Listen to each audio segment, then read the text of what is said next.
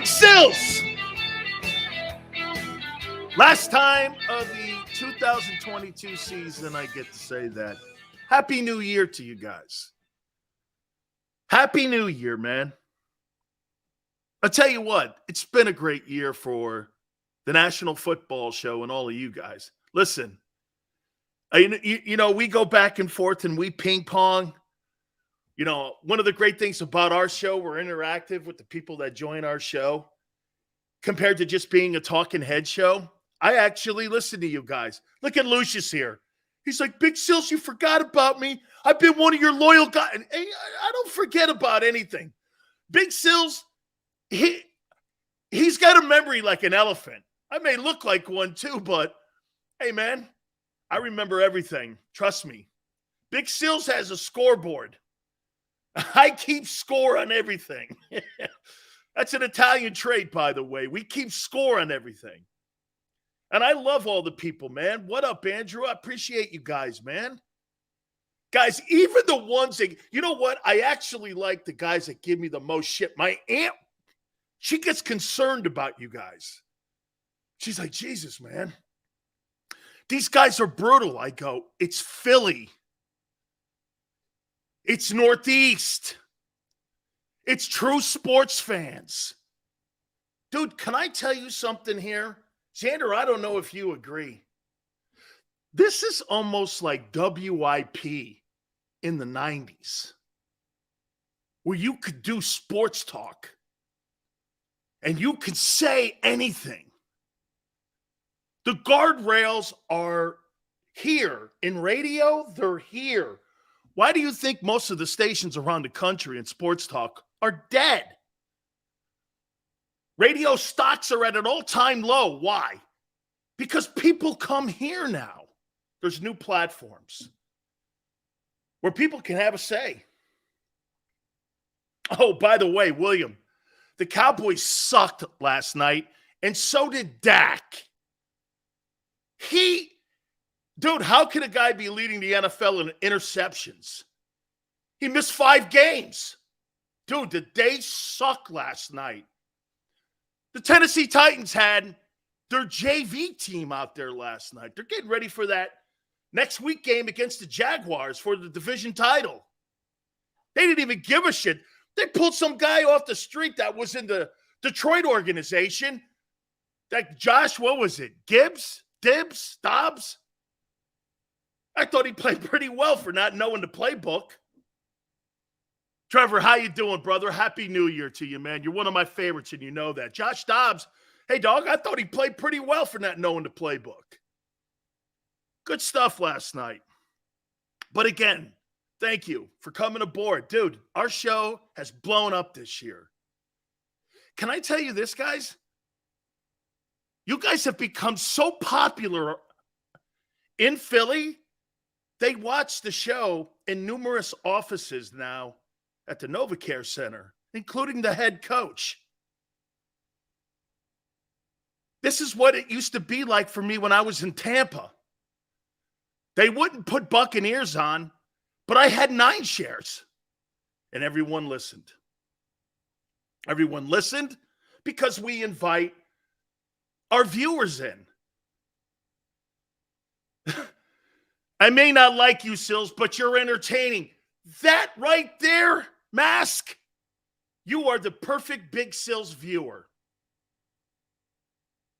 Absolutely. You know what Mask does? Mask throughout the shows, he thinks I don't see it. He tries getting under Big Sills' skin, tries throwing this, you piece of shit, this. And I get it too, man. I get it too, Mask. Hey, Mask, don't you think I see it? I do. I know you're trying to get under it. Right, man. Watch this, Mask. Happy New Year to you. Nothing personal. Sports talk, isn't it? Doesn't it remind you of the old school where you could say something and nobody has to worry about wokeness? You don't have to worry about PC. That's what our show is. You don't have to have any of that here. I like passion. This is why we're working in Philly. We work in Philly. You know why? I'm what Angelo used to be.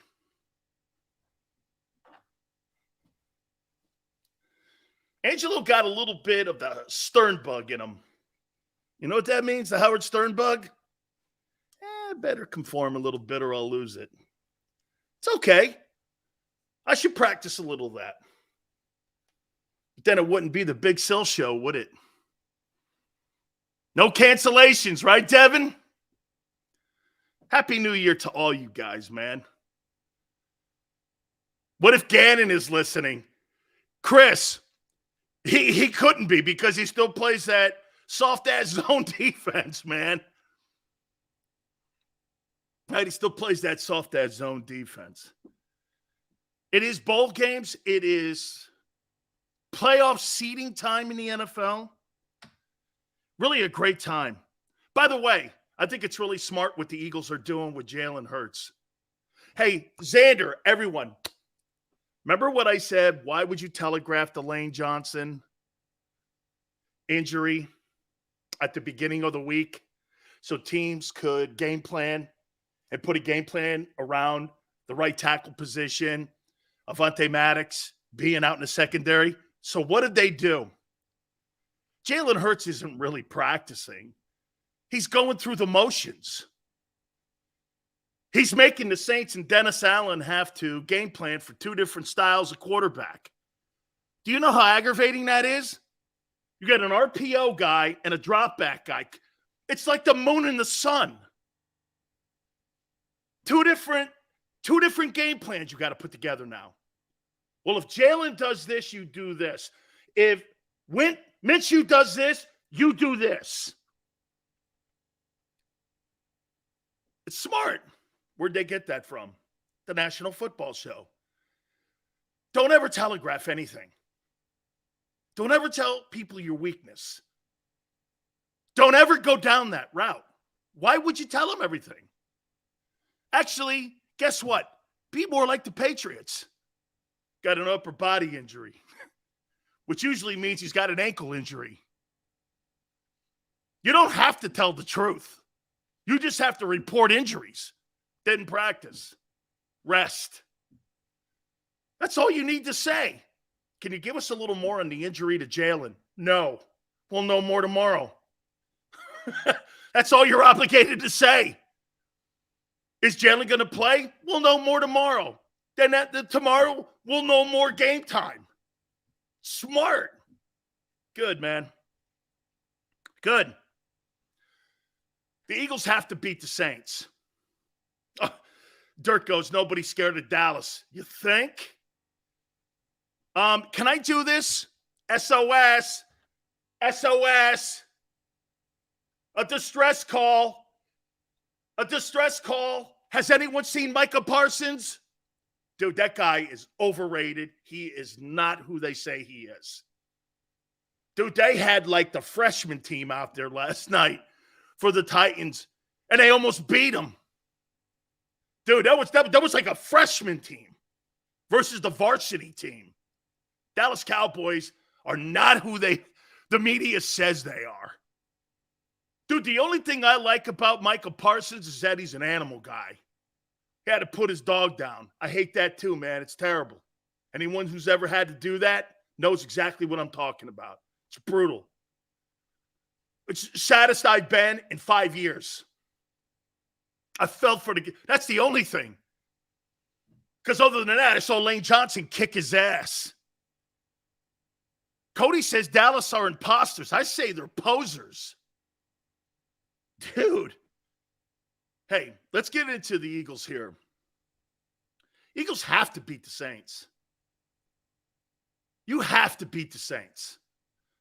I do not want to get into a divisional game at the end of the year against the New York Giants and have to try to win that game against a common foe.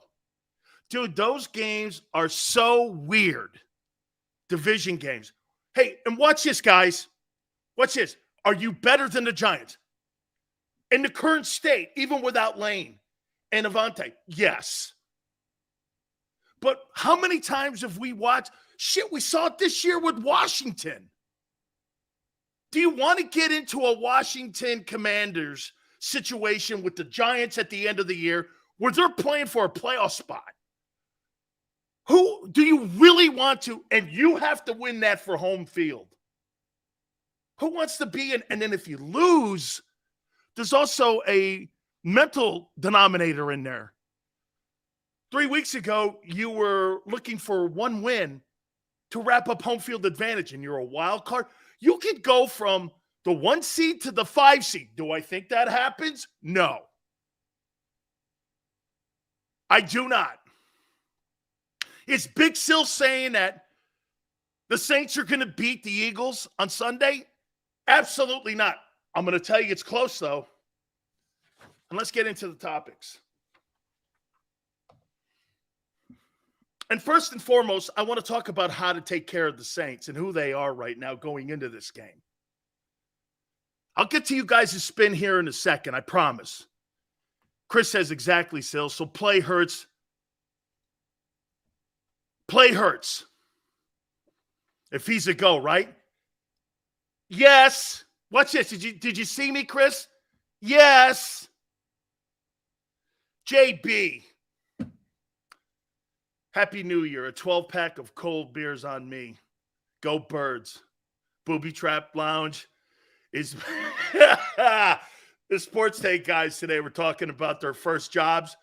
Hey, JB, my aunt doesn't really watch the sports take guys. But you know what? I said my first job that I ever had was at the Booby Trap down in Miami. Thank you very much. It shows you that you're a loyal viewer to JAKIB Sports. I love it, man. Betty, it's not true. I have to lie. JB, I'm on you here, man. Eagles and Saints. Here we go. Saints have a slim playoff opportunity. Okay? JB, yeah, it's down the street from my office. Hey, JB, what's that place up in we used to do remotes there when I was on QAM in Miami. What the hell was that place in Pompano? God, I forget that place. They used to advertise on the Big Sil Show. Really? I guess who used to be my producer? JB, guess who used to be my producer at QAM when we used to go to this place in Pompano? Joy Taylor. Joy's sitting next to me in a strip club. And the guy comes up there, and I had to, put it to rest. That's it, Cheetah. The Cheetah Club used to advertise on Dan Sileo show when I was on QAM, and I would do live remotes every Friday. And Joy was my producer. She's in there, and one of the girls goes, "Are you a new dancer?" Joy looked over at me, and I looked at her. I go, "I don't know. Do you moonlight here?" She looked at me. She slapped me. She goes like, "Just no, I'm his producer." And we're sitting there, man. My stupid intern who used to go with me to the Cheetah Club. So he orders a sandwich. We're up in the VIP booth, and I'm doing my show. And kid puts the sandwich on the cushion. Joy looks over at me, and I look at the kid. He goes back and he eats it. And I go, "Hey, kid, how much ass do you think has been on that couch right there?" He went,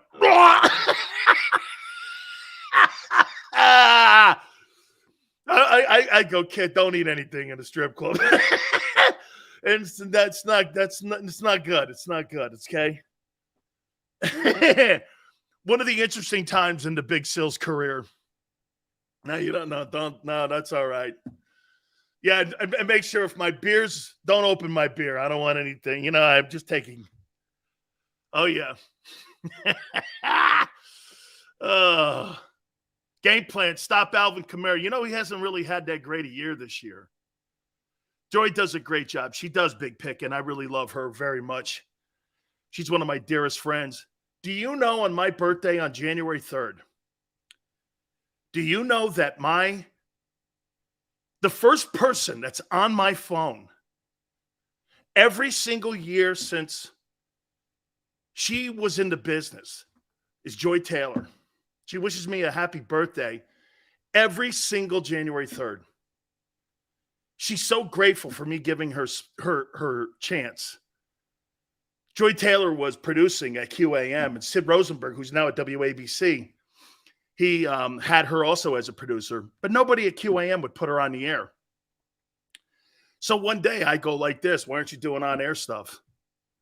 She goes, nobody will let me. I go, well, tomorrow you're starting. She goes, you can do that? I go, I'm Big Sills. It's my show. My name's on. You see what it says there? The Dan Sileo Show. Okay? I have total rights in everything that's being said on this show. And that's been that way my entire career. Don't tell me who to put on the show or with or anything. I have total say. You want to hire me? That's how it works. She goes, what do I do? I go, you know that stuff she used to do with Colin in the news? She would do that at the top and the bottom of every hour. And we would go around the horn doing that. Now they do it on the herd. That's where she got it from. I developed that for her. And she's so grateful. Tremendous talent. Everyone used to think I used to have her on the show because of her looks. My wife told her this, that doesn't do anything for Dan. Get him a guest. So she started getting Dan Marino on. The picture I posted of Dan Marino and myself, Joy got Dan Marino on for me. We became friends. Yeah. So I give everybody, all the good producers I've ever had have gone on to do great things. Run companies, host shows. The ones I hate, I forget. You know, like there's certain people that come on the program who don't come on anymore. Never heard of you. Let's get into Eagles and Saints. Okay? Let's get into it here. The Saints have a slim chance at making the playoffs. You still have an opportunity if you're New Orleans, depending on what the Bucs do. Saints have won consecutive football games for the first time all year. Hey, how about this with Andy Dalton? I'm not suggesting to you in any way Andy Dalton is a great quarterback. However, Andy Dalton versus Gardner Minshew, I think Dalton's better. 24.95, 17 touchdowns, 8 picks. Here's what I've been impressed with. 66 completion percentage. That's not terrible. That's not terrible. Olave has really been a star. 63 catches, 940 yards. Hey, do you agree that Olave looks pretty much like Devontae Smith did in Devontae's rookie year? They're kind of like, it's kind of like the same here, isn't it? The only difference is that, you know, New Orleans doesn't really have a quarterback here. And again, I'm not suggesting to you Andy Dalton is some world beater. He won a lot of football games in Cincinnati, though. Okay? Saints are 18th in offense. Hey, get this. The Saints put up 337 yards in total offense every game. That's not horrible. But the Eagles are 6.5-point favorites. I got the Birds winning 30-20. I think some of the losses on the team will kind of make it close, but I think the Birds put up 30. I don't think the Saints can put up enough offense when it comes to scoring to beat that football team. And plus, I do think their defensive front seven has played well. I do think, and hey, and for the note here, I don't think Alvin Kamara's really had that great a year this year. You know, they're going through a transition now. You know, they don't have Sean Payton. You know, I don't think Dennis Allen is a very good coach. I think they need another guy in the building in there. He's a defensive-minded guy. It's in an offensive era of the NFL. I just don't think he's that guy. He wasn't very good when he was with the Raiders. I think there's talent there. There's talent, especially on the defensive side of the football. How about this? It wouldn't shock me if this Saints game is a close game at the half. I think what the Eagle coaches have to do in this process is be patient. Just be patient. The better team will win. I think that's a problem that coaching staff has. You know, they're emotional, just like their head coach. You got to have a little more. I think would you guys agree with me that the one thing that Nick needs to work on is being with more poise? He needs to be a little bit more. Again, I don't want to take his energy away from him. I think he's got to have a little bit more. How about this word? Patience. He needs some patience. Let it play out. Don't go crazy. Relax. I love all the fourth down tries. I love the fact they go for it on fourth down with Jalen in the game. I love the whole thing. But try to have a little more patience. The better team will win if you have patience. Throwing the ball out of bounds, punting, using your special teams. You're the better team. Relax. New Orleans is going to throw everything at you. Relax. You'll get them. I think the guy who has the most poise and patience is the quarterback. He needs to just work on. I think that's probably going to come with more years being a head coach. Parcells struggled with that. Didn't have a lot of patience. He didn't have patience with Sims. They would always argue on the sidelines. How many times you see Sims and Parcells arguing early on in Bill's coaching career? Bill didn't have the patience for it.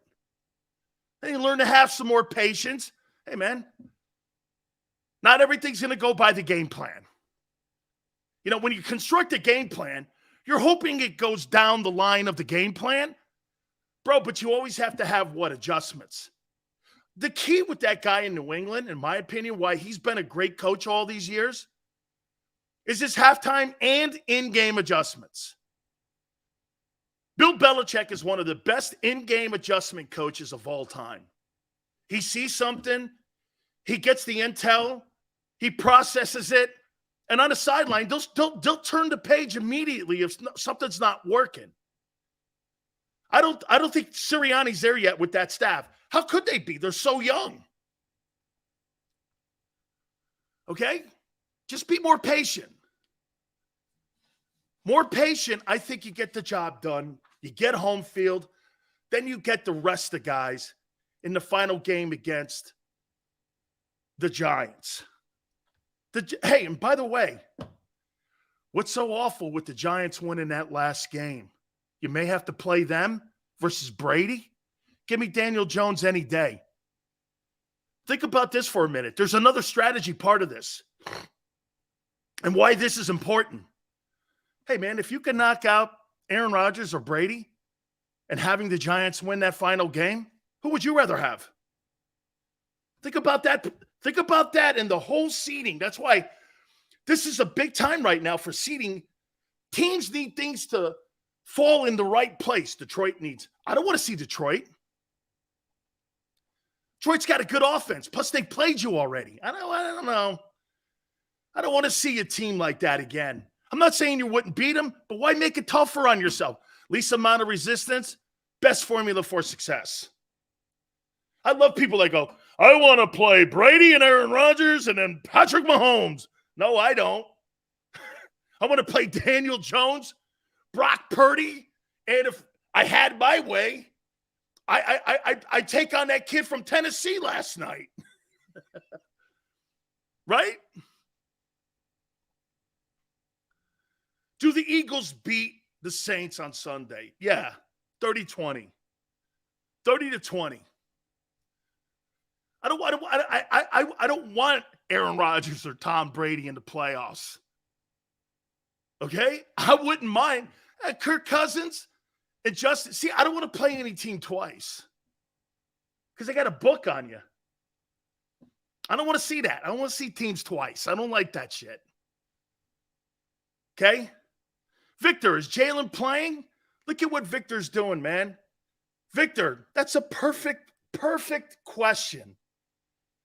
Is Jalen playing? That makes me know that the Saints are preparing for two quarterbacks. Watch this, Victor. I don't know. Good. About time they came to their senses. I was starting to wonder if they had any kind of gamesmanship. Oh, we're going to have a quarterback competition immediately right after the season. I'm like, why would you do that to Carson Wentz and drop his value? I mean, would you go out into the market and do this? Well, my car's been in 5 accidents. I really don't like the thing anymore. I'm going to look around and see if I can find a new car. Anybody want to buy it? Or wouldn't you go, man, I hate getting rid of this car. We invested a lot of money in this car. I don't want to really get rid of it, but if a bidder came in and wanted to bid on this guy, I would listen. You're trying to keep your value of your players up. Okay? I don't think they do a very good job over there at the NovaCare Center hiding their hand. Wentz is back. Oh, I know. By the way, week 17 of the NFL National Championship semifinals is on Saturday. I'll tell you what, these college bowl games have been fantastic. All right. Oh, by the way, John McMullen here in a couple minutes, too. We'll get John's thoughts. He was in the locker room yesterday at the NovaCare Center, so we'll talk to John McMullen here in a minute, and we'll get some thoughts on him. We'll ask him about Gardner Johnson. How close is he to playing? I think Avonte Maddox is going to be some time. I do. I think it's going to be some time. So we got John McMullen coming up here at the bottom of the hour here. One thing watching Dak Prescott last night, I don't know. Do you know that Dak Prescott and the Cowboys had 3 consecutive turnovers going into halftime? Dude, I don't see it with him. And guess the only guy to make him look like a superstar was Jonathan Gannon, of course. Gannon against so-called big-time quarterbacks is not very good. He's not. He hasn't been. This is what we talked about yesterday a bit. Nicole Sills, Jalen is out. Is he out? Let me find let's John's going to come on here in a minute. So we'll talk. We'll ask that right out of the gate here. I don't think that changes my thought process on the Eagles versus the Saints. If it was down in New Orleans, I might make that game closer. Okay? He's listed as doubtful.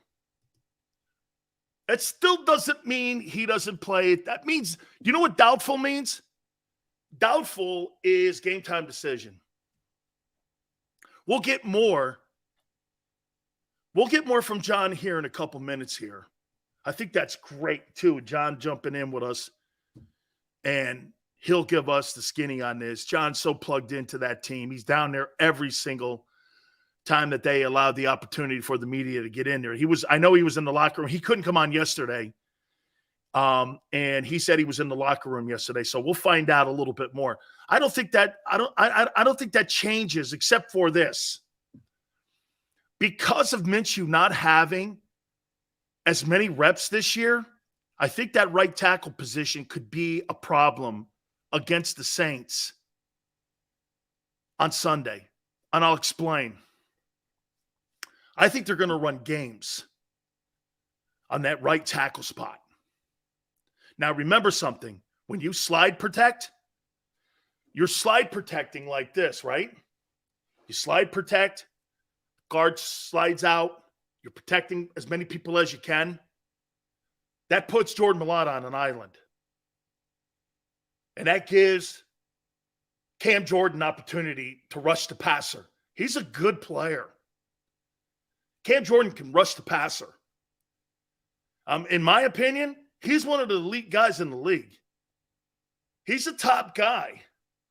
So we just got it now. Jalen Hurts has been listed as doubtful. Again, that does not mean he's out. It's probably 80% that he's out for Sunday.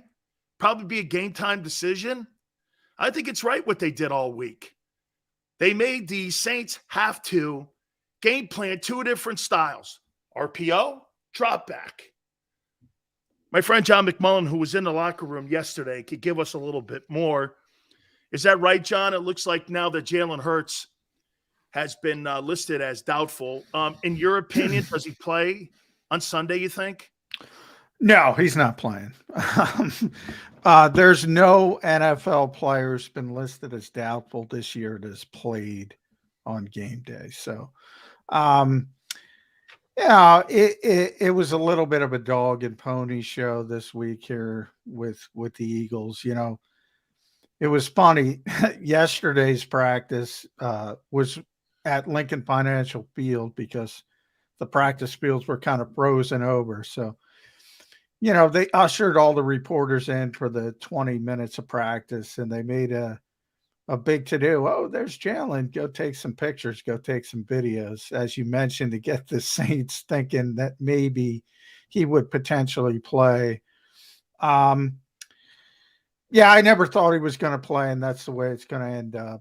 But, you know, it's a 2 to 3 week injury, grade 2 SC joint sprain, and that's what it's going to end up. If they need him to play in week 18, I think he'll be ready to play in week 18. But the hope is you clinch everything before then, and he gets a couple more weeks to rest that shoulder joint, which would be the best case scenario for the Eagles. So doesn't make sense to push him on the field against not a bad team, but certainly not a good team.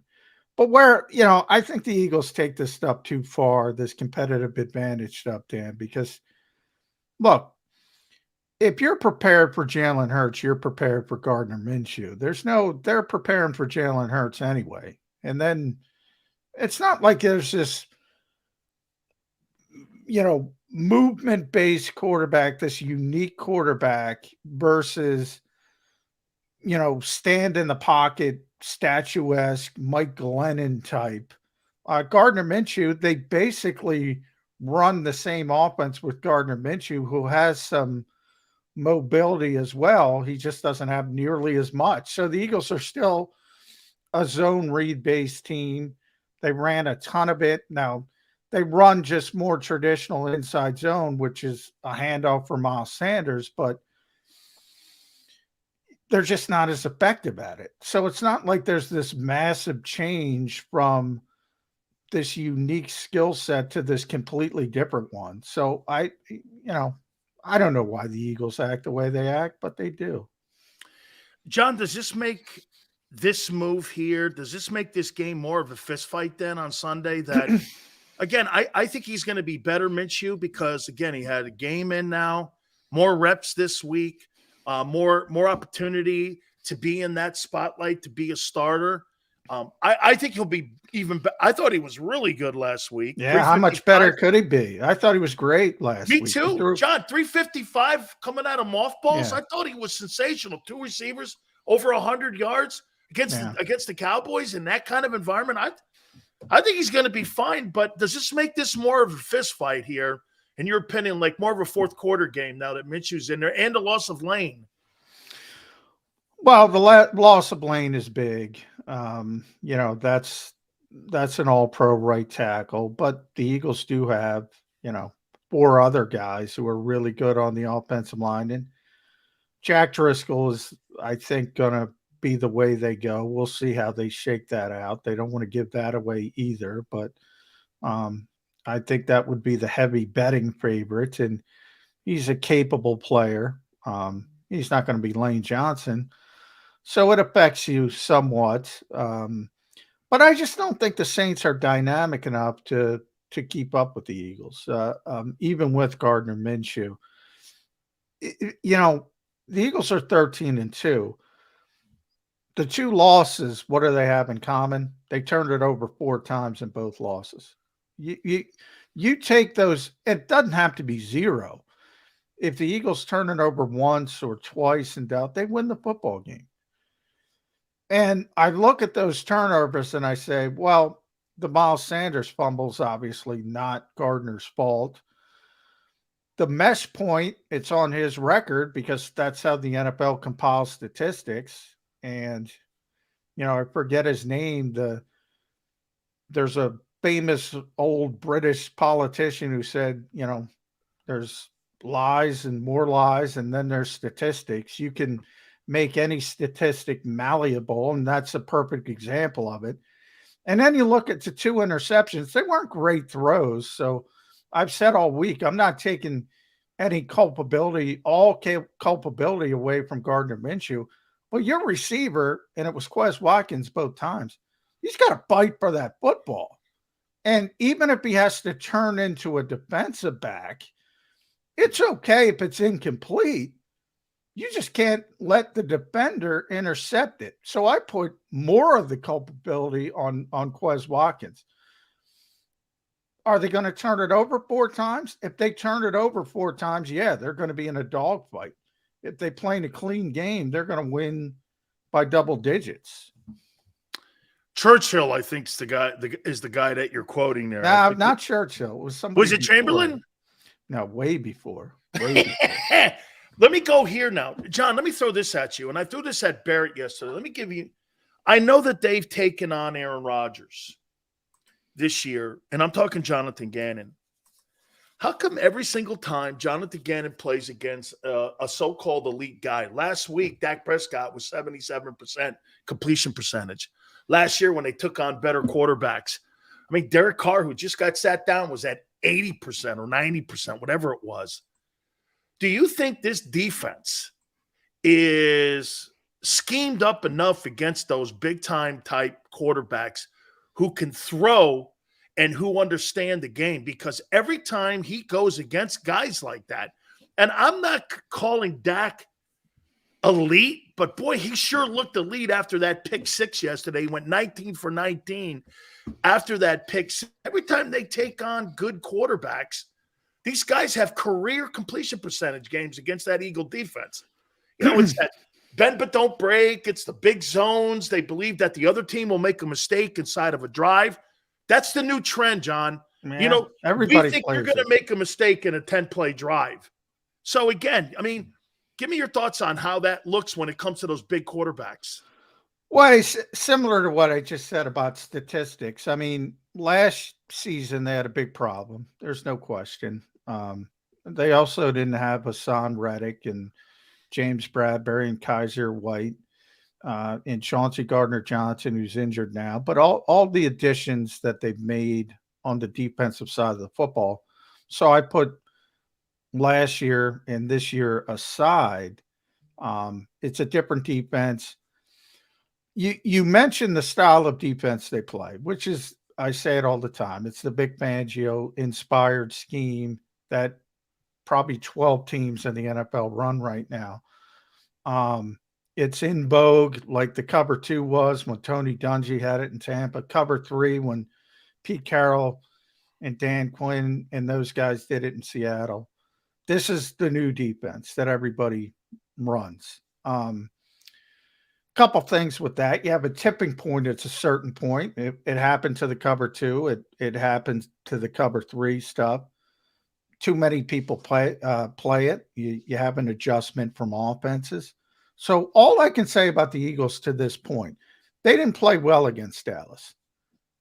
They're the number 2 ranked defense in the NFL, the number 1 ranked passing defense, even after the performance in Dallas. So contextually, they do it better than anybody else.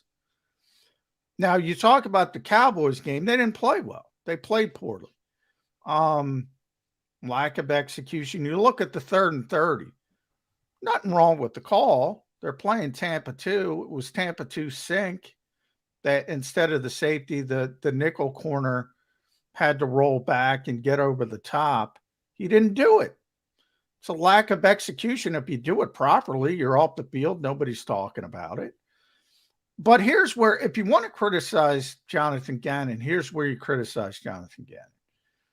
And I know a lot of people want to criticize him, so they can take notes. Chauncey's not on the field, hasn't been on the field. Reed Blankenship is on the field. Avonte Maddox wasn't on the field. He got hurt. It was Josiah Scott. You can't ask guys like that to do what you ask CJ and Avonte to do. So maybe you simplify things. Instead of spinning off to cover 2, cover 4, cover 6, cover 8, all these different zones they run, the Fangio inspired stuff, it's 3rd and 30. Just play cover 2 and get the hell off the field. Traditional cover 2, get off the field with young players. Play Jim Schwartz's picket fence, get off the field. Don't play sink, which is essentially, an inverted cover 2 on one side of the field. Don't do that with a guy who's not used to playing. And he wasn't quick. And by the way, the Cowboys caught the Eagles as well with a quick snap. So he wasn't ready to race back to his landmark. That's what happens with younger players or less experienced players. If Avonte Maddox is on the field, we're not talking about it. But he wasn't on the field. And you can't just say, next man up, oh, he'll do the same thing as Avonte. No, he won't. You got to help him out a little bit. John, are you concerned with the musical chairs that are being played, especially at the safety position? Because, I mean, look, what you just said, just to piggyback on what you're saying here, I mean, this plug and play stuff here, moving guys over around, I mean, that works in high school and that works in college, but you're eventually going to get caught up because this is the NFL, the best players on the planet. There's millionaires on the other side too. So, I mean, are you concerned with what they're having to do back there? Because as you go down the depth chart, as you know, John, you go from a superstar to a star to a good player. Are you concerned about it? No, one of the things is, CJ is going to be back, probably not to the playoffs. Avonte, I don't know. That's sort of indefinite. We don't have all the information. But I do think people look at the injuries. Jalen, most notably, who we started with, he's going to be back, whether it's week 18 or the start of the playoffs. The Eagles have been relatively lucky when it comes to injuries overall because these are not season-ending injuries for the most part. Lane, we talked about, he's going to try to play through it. We'll see if he can when the playoff starts. And every other team has these injuries. We're talking about New Orleans is coming in. All right. Kamara missed practice all week with a quad, and he had a personal issue. Now he's going to play. Olave's questionable with a hamstring injury. Their injury report is twice as long as the Eagles. It's where we are. That's what happens to every team in week 17. Miles Sanders had a knee brace on this week at practice. He's banged up. That's what happens in the NFL. Dallas has injuries. San Francisco's down to their third quarterback. Minnesota hasn't had their starting center in a month now. Green Bay. The Cowboys may have lost their center last night. Yeah, they may have lost their center for the season. That looked bad. I don't know if they gave an update today yet. Green Bay's been decimated on the offensive line. That's one of the reasons they've had a bad season. We'll see if they can finish off their playoff push. It happens everywhere. Everywhere. A couple last questions here for you, John. I'll tell you one thing about Howie. I got to give him this. He built this team for, I think, this exact situation. I don't think he likes the timing of it when it comes to the end of the season. To me, they've played a lot of ball. They had their bye earlier in the year. They played a lot of football in back-to-back weeks here. But, boy, I'll tell you something, John. To be able to go 3 deep, how many teams do you know, John? You can't go 2 deep at 70% of the positions on the team. Here with the Eagles, you could pretty much go, I mean, you could go probably 80% deep into the roster to be able to put functional guys on the field. Boy, this has got to be his greatest roster he's ever put together since he's been in charge of personnel and a general manager. I know there was the broom closet scenario under Chip Kelly, but do you agree with that? Yeah, this is the most talented team the Eagles have had. This team is far more talented than the Super Bowl team. They're deep. Part of that is having a quarterback who's on his rookie deal, making $1 million a year, playing at a $40 million level. That helps because you can build some of that depth. But yeah, I think, people like Josiah Scott are vilified, right? Because they make mistakes. He's done a pretty good job. He's had to He's the play. third dude on the roster there. I mean, Yeah. what are you expecting him to do? Yeah, exactly. So I don't know what people expect. You talk now, they have tremendous depth on the offensive line and the defensive line. Now, there are certain other positions they're not as deep. I don't want to see AJ or Devontae go down because that wouldn't look good at the receiver position. But you know what? They've been able, when Dallas Goedert, I thought that was going to be a disaster. And all of a sudden, Jack Stoll kind of holds up. So they've done, and Reed Blankenship has done a heck of a job as an undrafted rookie free agent. So, yeah, I mean, Howie deserves a lot of credit. He's going to be the executive of the year, which is a Sporting News award, but it's not official. But he's going to win that. He should win it. And yeah, he's just made a lot of good decisions. And I think it starts with AJ Brown. When you think about AJ Brown on the offensive side of the ball and Hassan Reddick on the defensive side of the ball, difference makers. And that's the one thing they didn't have last year. When you go back to the playoffs in Tampa Bay, they didn't have difference makers. All of a sudden, in one off season, you bring in the Browns and the Reddicks, and then you go down the list to the Bradburys and even the Kaiser Whites, who had a bad game in Dallas, but has been a very good signing overall. They've just done, and even late in the season with Ndamukong Suh, and even more so Linval Joseph, he knows the window is open, and he's doing the right thing, and he's going for it. John, finally here. I had Tom Thayer on, who played on that 85 Bears team.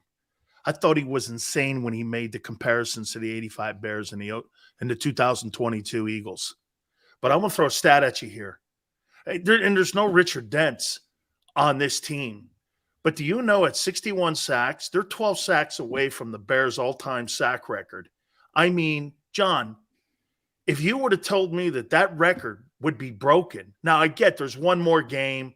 I understand that. Okay, there's a Babe Ruth asterisk kind of thing there to that. But still, there's no dent. There's no, Reddick's, I'm not going to say Reddick's a Hall of Famer, but Reddick is. Oh, he's outplayed Michael Parsons, John. I don't know about that. John, every time I watch Michael Parsons, I don't see it. This guy has been sacking the quarterback, and I tell you, I'm wrong. This guy, since they got those two guys in the middle, John, his game has picked up, and he has been like a bullet coming out of a gun, man. Yeah, he has benefited the most, him and Sweat, from those two guys being added to the middle. Yeah, they're going to break the franchise record for sacks against the Saints. They need 2. Andy's like a statue back there, so they're going to get it. And that's Reggie White, Jerome Brown, Clyde Simmons, that group. And they're going to have the franchise record for sacks. Again, I talk about the depth. Reddick is a tremendous pass rusher. Josh Sweat is one of the most underrated edge rushers in this league. John, has he proven to you he's a 3-down D lineman now? I questioned that at the beginning of the year. And I thought he was in the middle of the year. I didn't see it. All of a sudden, now he's catapulted too. Has he turned into that for you, a 3-down guy? Yeah, I mean, he was that guy last year. For people that don't know the story of Josh Sweat was, literally one of the top recruits in the entire country coming out of high school. He was a 5-star recruit, and he had a catastrophic knee injury late in his high school career. And that was the concern. He still plays with a brace to this day. Huh. The concern was, is he going to hold up? I mean, this thing was, it was a Teddy Bridgewater-like injury. Wow. They were talking tendons and ligaments and stuff like that? Oh, wow. Just massive damage to the point where it took years to get back. He went to Florida State. He played. They played sort of a different. They played him a 3 technique. He's not. He looks like an edge rusher. He's 6'5". He's tremendously long. And the Eagles took a shot on him in the 4th round. But he's got tremendous skill. And, you know, the only question was, do they have to keep him on a pitch count because of the knee? And Josh said about 3 years ago, he said, no, I don't want to talk about it anymore. I'm fine, 100%. I'm past it. Probably 2 years ago he said that. And he's proven it. And yeah, he's a 3-down player. And he's a really good player. And people are seeing now, came out of Chesapeake, Virginia, 5-star recruit, one of the top 5 high school recruits in the country. That's the kind of skill level he has, and people are now getting to see it. John, I want to sneak one last one in on you. You've covered this team for many years, and the wide receivers now with Devontae and with AJ. I mean, there's a chance that you may have, for the first time in the history of the franchise, a 100-catch wide receiver. Hell, you may have actually 2, okay? Devontae's at 79, and I believe, if I'm not mistaken, I think AJ's at 80 or 88 or something like that. He's going to break Irving Fryer's record for the most receptions by a wide receiver. He's having a career year. Is this the best duo of wideouts in the era of Jeffrey Lurie owning the team, and maybe in the history of the team? Because you have 2 1,000-yard receivers. You've never had that before. Yeah, I mean, it's the most talented duo. I mean, when you talk about greatest, you got to talk about longevity, but they've only been together for a short period of time. You know, people go back to Harold Carmichael, Mike Quick. But, you know, when Mike got here, he was very young, obviously Harold was at the end of his career. So, you know, Harold was a Hall of Famer, but he wasn't playing like a Hall of Famer. So at the same time, yeah, by far. I mean, the second best would probably be Deshaun Jackson and Jeremy Maclin. Yeah. And they're good. But, you know, I mean, talent-wise, undoubtedly. This has not been a franchise steeped in receiving tradition. They haven't had a lot of great receivers. By far the most talented duo they've ever had. AJ's better than T.O.? Is he better than T.O.? He's better. Is he better than that 04 year? This year's 22 season, 04, T.O. had 14 TDs, had 1,200 yards. I think T.O. at his height was a better player. You know, again, we're talking about a Hall of Fame player. Yep.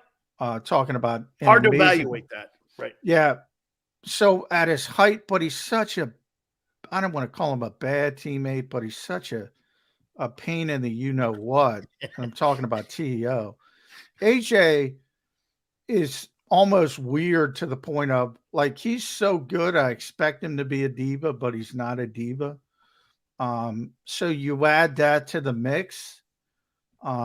Way better teammate. And it's not going to be 1 year for AJ Brown. He's going to help you for season over season over season. So from that standpoint, AJ's better for the Eagles. But look, I think there's probably 10 names better than T.O. just from a pure physical receiving standpoint. You got to go to the Randy Mosses of the world, the Jerry Rices of the world. Those are the guys better than T.O. But T.O. played for, how could you be that good and play for as many teams as T.O. did? Well, You saw why. Yeah, you wear your welcome out. Yeah. Because you're such a pain in the ass, even though you're that good, people are trying to get rid of you. So Imagine that. You're so good, I hate you. yeah. They're trying to get rid of you, whereas AJ is so good and Yeah, they're not trying to get rid of him. absolutely. John, you have a happy new year, and you're the hardest working guy. By the way, Eagles win, right? Sunday? Yeah, I think they win pretty easily. I think they win by 10, with right? the I don't care if Gardner. Mitchell's in there or Yeah, I Ian think Book. double digits, unless they turn it over 4 times. Yeah, I don't. Then Ian get Book back could to be me. in there. I don't think that's going to be an issue there. Hey, John, happy New Year, my friend. Thank you. Happy New Year. Thanks, Dan. You bet. That is John McMullen. He was in the locker room yesterday, too. So we're so thankful that he was able to find some time with us. Don't forget, you can catch him on the pregame show and the postgame show on JAKIB Sports on Sunday after the Saints game and before the Saints game. So the news is now is that most likely 95%. Did you hear what John said? No player who was listed as doubtful played on Sunday. So it's Minshew. I think it makes it more of a fist fight. Okay? Here's where you could get in trouble if you're the Eagles, the coaching staff. Remember what I told you prior to John coming on? What was the big thing that we talked about that I still think that Nick Sirianni has to work on? What is it? Patience. The Eagles go into this game with a lot of stress. Saints have nothing to lose. They have nothing to lose. They're playing with house money.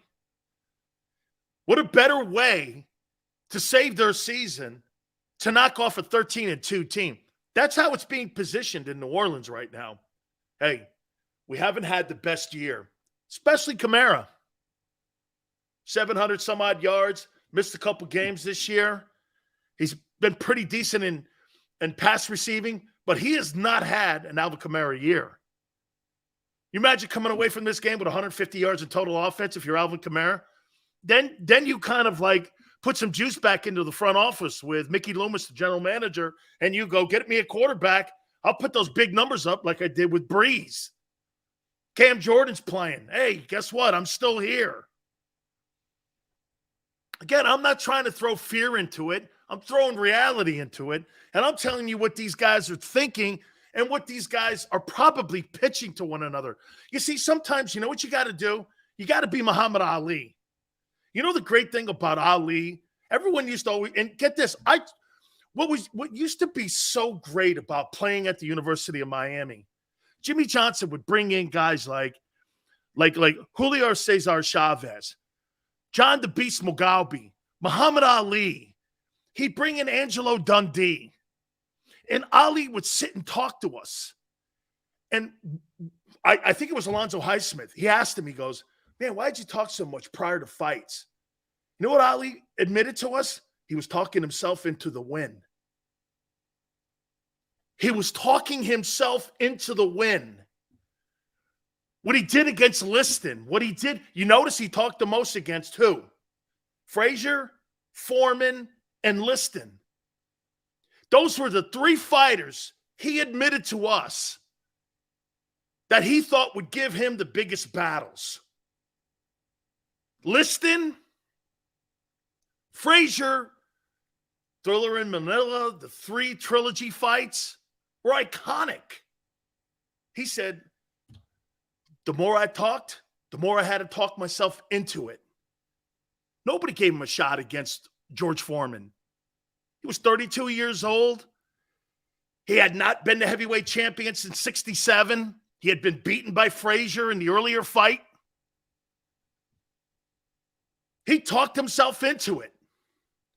By the time the fight came, there was no way George Foreman was going to beat him. No way. That's what you do as an athlete. You play the game all week in your mind. There's no way this guy's beating me. That's maybe sometimes Xander goes, Sills always talks in words like never, not happen. It's because probably I trained myself. Every time I was playing against somebody, that's not happening. That's not going to ever happen. This is never going to happen. That won't come down like that. Athletes think like this. How many, you go like this, I can't believe that guy upset that guy. Talked himself into it. Who played the tougher schedule, the 49ers or the Eagles? Probably San Fran. Probably San Fran. By the way, one thing about that 85 Bears team, I think they gave up a total of 6 or 9 points in all 4 or all 3, I think, of the postseason games. Nobody will ever pull that accomplishment off. I forget what it was. Here, let me. I think that Bears team, and get this, it was against Montana, and I think the Rams. It was an insane number. It was like 6 points. How many playoff points did the Bears give up in the 85 playoffs? It was 10. 10 points in 3 games. I don't know. You're going to win pretty much every game you're in. It was 10 points. They gave up. That Bears team was insane. Lucius, appreciate it. Thank you. Honestly, not by my... I hated the postseason. Them Bears were so dominant. Dude, they were just tremendous. They were tremendous. Okay. How does it change now that Jalen is not starting most likely against the Saints? He's listed as doubtful. No player that's been listed as doubtful in the NFL this year has played. By the way, I want to do it now. Jalen Hurts' regular season is over. Let's take a look at Jalen Hurts. His regular season is officially over. Okay? I believe they're going to win and rest him. You know the injury that he has? Ben Roethlisberger had the same injury. He was out 3 weeks. So it kind of makes sense. Look at Maniac. That's a shame. He would have hit 4K. Dual threat won't hit 4K. You've got to admit it, Maniac. I was right. You said he would have. I said he would never. But Sills, he would have. No. Dual threat misses games. Unless you're the guy in Buffalo.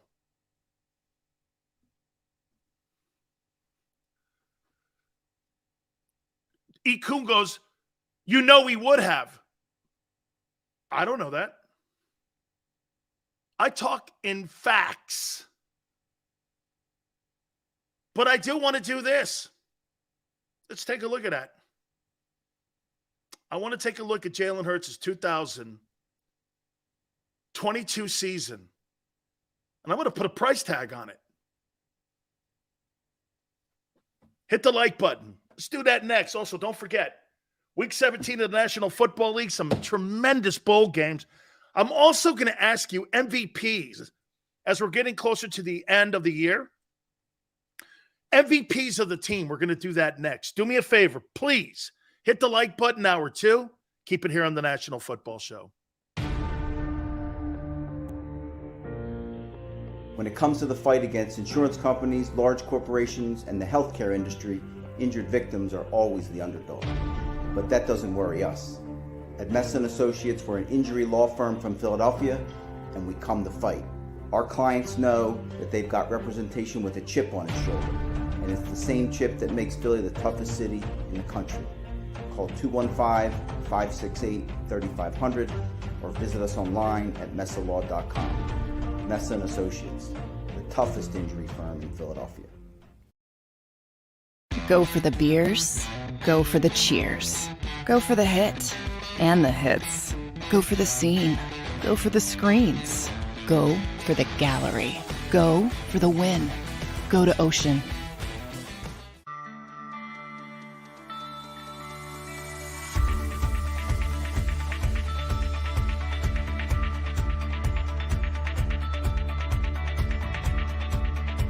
Hi, I'm Jim Muehlbronner, Managing Partner at Del Val Insurance Group. Give us a call. We're a local, knowledgeable agency, not an 800 number. Go Birds!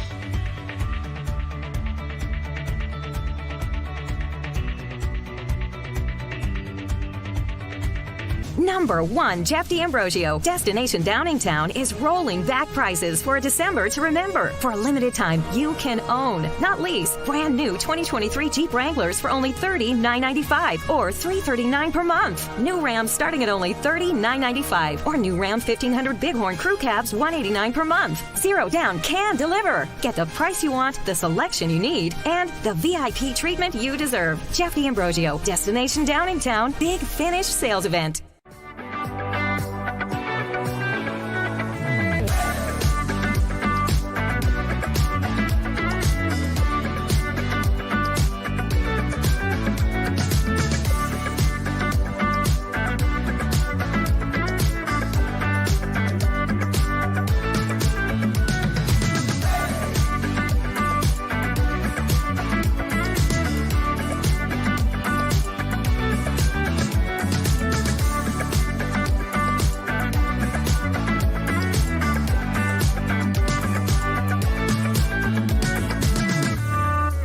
We all know that taxes are just part of life. It's true during our working years, but also in retirement. But what you might not know is up to 85% of your Social Security benefits might be taxed. Our team at Thrive Financial has helped retire thousands of people across the Delaware Valley by asking questions they never knew they needed to ask, including how their Social Security benefits might be taxed. It's time to be proactive on taxes. Get your Thrive Retirement Tax Playbook today.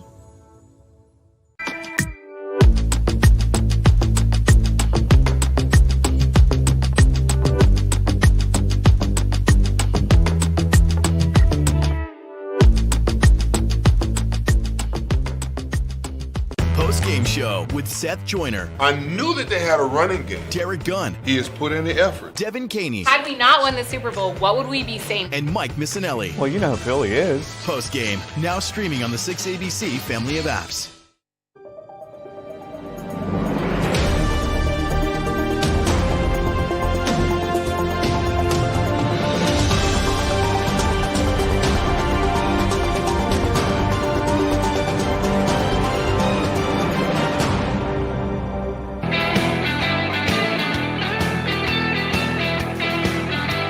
Hour 2, Big Sills National Football Show. We're going to go shopping with Jalen Hurts here in a minute. Big week in the NFL. I'm going to say this again to you, man. Dak Prescott last night, I don't know about you, man. I don't know about you, but Dak Prescott does not look like a franchise quarterback. At $45 million, this guy's a turnover monster. He is 27-6 versus the NFC East. And he's 8-3 versus the Eagles. Okay, so this guy's made a career out of beating every shitty team in the NFC East. And I'm not saying the Eagles are, but for the last 10 years, every other team in the East has been shitty. Okay? He's 27-6. Dude, that guy has to play better. Okay? Jamison goes, Big Sills, why are you a Cowboy fan? Annoying. Who said I'm a Cowboy fan? Where did you get that from? I'm a Cowboy fan? Where? What? Dude, just because I got drafted by the Bucks, I'm going to say it one more time. I'm a Buck and I am a Hurricane. I played for the Lions and I played for the Cowboys. I don't care. You know, I kind of watch what they do, but I don't really care. I got a lot of friends in Dallas because of Jimmy Johnson. Jimmy was my college coach. It's the only reason I have a relationship with the Jones family. So you think I have a relationship is because I'm a Cowboy fan? I have a relationship with the Jones family because Jerry and Steven used to come down to Hurricane practices when I was 19 years old. They would, before they even owned the Cowboys. Jerry was talking about buying the Chargers. Jerry got talked out of buying the Chargers from his dad. Steven admitted that on my show. They were going to buy the Chargers. Still sold the SARS stuff.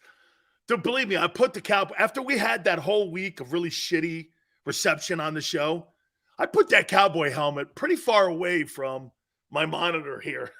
Xander goes, even Xander, because I had it hanging up here. Xander goes, dude, that's not going to work. I was like, and he's right. There was like this juju, like sucking the show out and everything. I went, all right, let's get this out of here.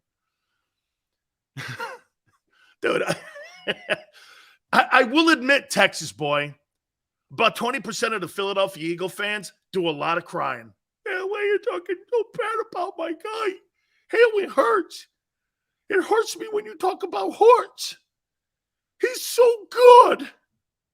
Is he? Really? Why don't we win? Why are you so mean? You're a hater. I'm a hater? You troll everybody. I must troll my kid then, too. Big Seal's trolling his wife and kid. Seals, I'm going to tell my wife and kid that. They say I troll my wife and kid, too. Probably do. Okay. Jalen Hurts' regular season is over. It's over. Probably finished 5th or 6th in the MVP voting. It's a shame. I'd like to see what he could do. No 4K. I was wrong on the 2 guys getting 1K, though. That's a fact. And I was wrong on the 2 and 5 start. But I said Jalen would never throw for 4K. Ever. But Sills, he would have. No, he wouldn't have. Dual threat quarterbacks don't stay healthy. Unless you're Josh Allen. Facts. Hurts is going to play, Sills. No, he's not. You're lying, Sills. You're a big fat hater. I love it. Keep it going, man. That gives me fuel. He will get it next year. Yeah, well, not this year. Let's go by the numbers. Jalen Hurts, 425 attempts, 286, 3,472 passing yards.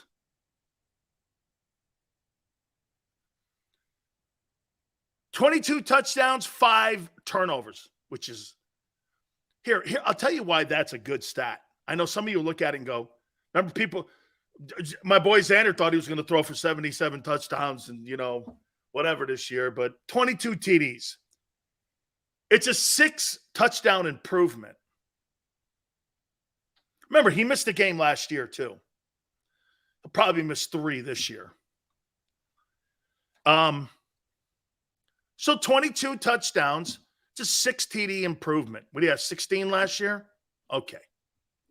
The touchdown interception ratio is great. If you're not going to throw for a lot of touchdowns, don't throw a lot of picks. You know what I mean? Plus, his completion percentage is at 67.3. The improvement at the 67.3 from 61% a year ago, this is why he looks better in the passing game this year. Plus the 2 dudes, you got to give them credit. Hey, I know Minshew had over 100 yards between the 2 of them last week against the Cowboys. Bottom line here, though, Jalen put him in a position to get that 1,000 yards. And A.J. Brown is having a career year. And he could end up having the greatest wide receiver year in Eagle history. Okay? You can't really brag about Montana happening. It was a literal lottery win. Dude, like Brady and New England, it is a lottery win. 22 TDs, womp womp. Gardner would have had like 50 on this team. Well, I think a true passer would have had more passing touchdowns. Hey, Sills, if you're going to call him a dual threat, you better tell him his running stats too. Oh, yeah. I'll get to that here in a minute. He had more carries this year than he did a year ago. I thought we were getting away from that. Here's why he got hurt. Last year he had 139 carries. This year, up to the Chicago game, he had 156. I thought we were trying to get away from that. 746 and 13 touchdowns. What a back. Man, that guy's a great running back. Wow. I've never seen a running back like that in my entire life. He's got more rushing touchdowns than any running back in the league in the last 2 years. That's amazing. He is the best running quarterback in the league. Well, yeah, when the guy in Baltimore is healthy, but he's not because he's dual threat. How much you paying this guy who misses games? Doesn't throw for 4K. Oh, by the way, I'm going to play Howie Roseman here. Let's not put the playoff picture in it because we don't know what happens. We're going to go on. He's going to get paid on this here. All he can do in the postseason is elevate our conversation. Agreed? Okay. Damn, Jalen. I mean, Patrick Mahomes threw the ball 795 times. You threw it 425. And then Clutch Sports comes back. Yeah, you got 2 wide receivers over 1K. Nobody in team history has ever done that. No quarterback in your franchise history. True. Who wins that? Probably Jalen. He only had 286 completions. Shit, Patrick Mahomes is going to have more completions than you'll have attempts this year. Yeah, but I also was 67.3%. Joe Burrow's almost going to break the record for completion percentage this year, and he's at 70. So I'm right on his heels. Jalen probably wins that too. 34-72, you're not even in the top 15. Well, I missed games. That goes to the Eagles. You know, well, when you run the ball 156, well, that's the coaching staff.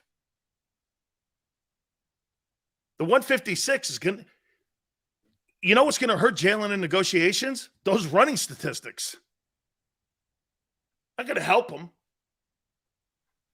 Because at the end of the day, they're going to look at the, let me see, what is this? Let's do this here.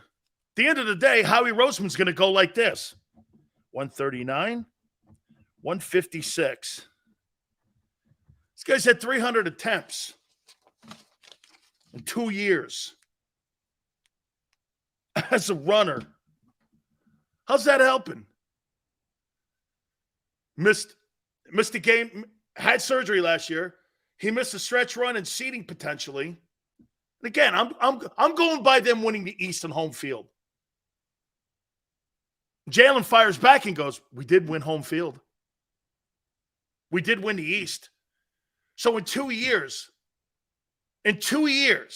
okay, we've made the playoffs. I've made the Pro Bowl. What's the price tag? What's the number you're starting out at? Well, how well do you think he's done this year? Clutch Sports will say the running of Hurts is because of bad coaching. He's dual threat. 38.5 a year, 50, never fit. You could stop at 50. That's reserved for Joe Burrow. Okay? That's reserved for the guy in Cincinnati. Stop with 50. 50. 50. 40. Arthur, MVP, finished 6th. He'll finish 6th out of the top 5. I won't have him out of my top 5. By the way, maybe what we'll do next week, because I have to have it in. Wait a minute. I have to have it in, and I'll show you the ballot.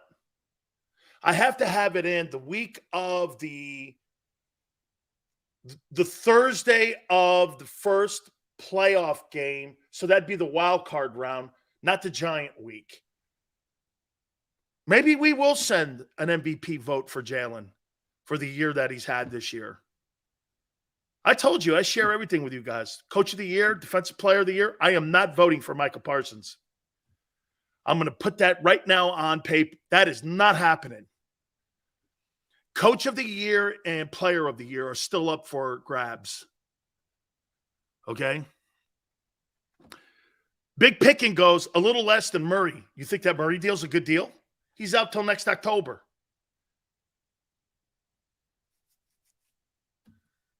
I'm not nuts. Guy in Baltimore wants 47. I don't know. How many games you missed this year? 5? That's going to hurt in negotiations. Hook me up here. Hey, Xander, I'd like to know what you think. 10 years at $80 million, nothing guaranteed. 10 years. 10 years. I'm not giving that guy 10 years. Be lucky to get 2 years. 2 years. I might give him 2. 3. What do you think of it? 425 attempts. 286 in today's NFL. 2,000-yard receivers, though. 2,000-yard receivers. 2,000-yard receivers. You guys love that 747 yards, 750 yards and 156 and 13 touchdowns. That's going to hurt him in negotiations. Jalen's got to carry the ball to have any kind of – here, let's do this.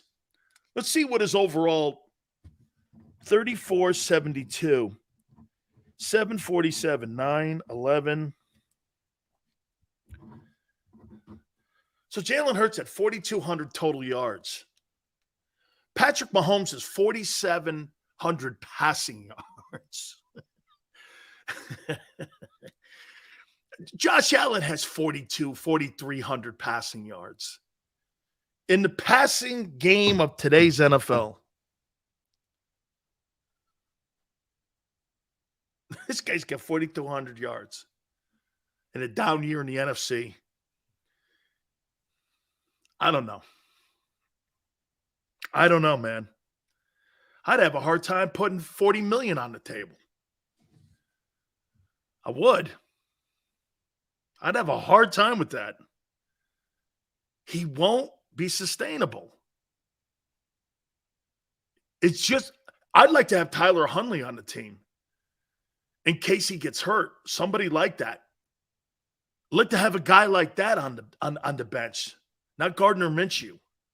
I disagree with John. I think there's 2 different styles there. Gardner threw the ball 37 times, didn't run barely, and he had 2 receivers over 100 yards. Minshew showed you, man, that my problem with Gardner Minshew, he throws floaters.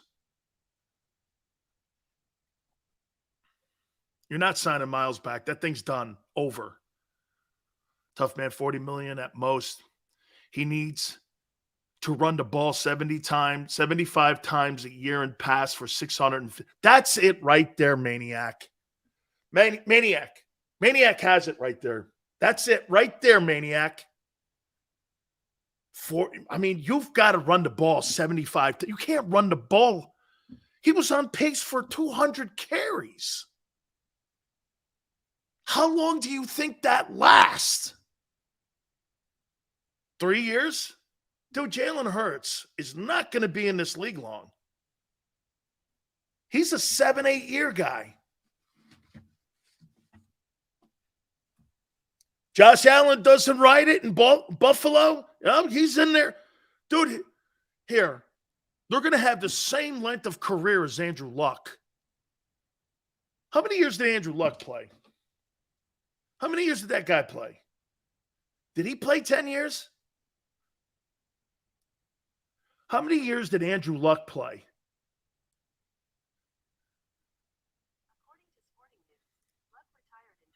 He played 7 seasons. Jalen Hurts is not Andrew Luck. I'll be frank. I don't give a damn what his contract looks like, how it affects the team. Howie's job is to build the team and make it work, and Jalen's job is to ball. Call me simple-minded. Man, Tone, that sounds great. But you've got to address this.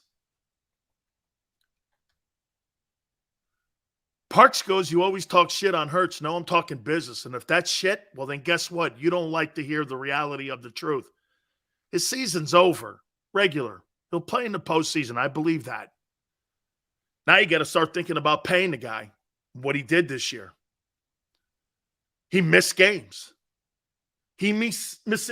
Hey, dude, the worst God-forsaken thing that could happen is that you have to bring him back for the Giants game.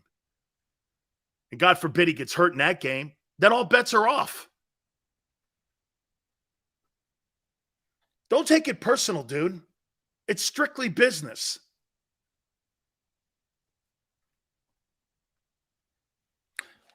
This is also on the coaches. If you know you got a guy that you're wearing out, why didn't the coaches adjust? You know what? Hey, maybe that's why they started throwing the ball more. Maybe that's why they started throwing the ball more. Instead, because I thought he ran the ball more earlier in the year. Maybe that's why. Business is shit. Don't cry about it, people. It's a cruel world. It's a cold world. It is. Tone. Like when I don't think when people understand. Reggie Jackson told me this years ago that those arbitration meetings that he would go in there with Steinbrenner. Reggie hit 41 home runs one year. He finished second in the MVP voting. Hit 300 for the first time and only time in his career. He walked in there and they were thinking about, he wanted a raise. He wanted to get to this. Steinbrenner goes, you struck out 162 times. You missed 25 games. You did. And Reggie walked out of the meeting. He told me, he went like this. Jesus criminy. I thought I hit 211 and had 18 home runs and 50 RBIs. I had to remind myself I hit 341 homers and 100 RBIs that year.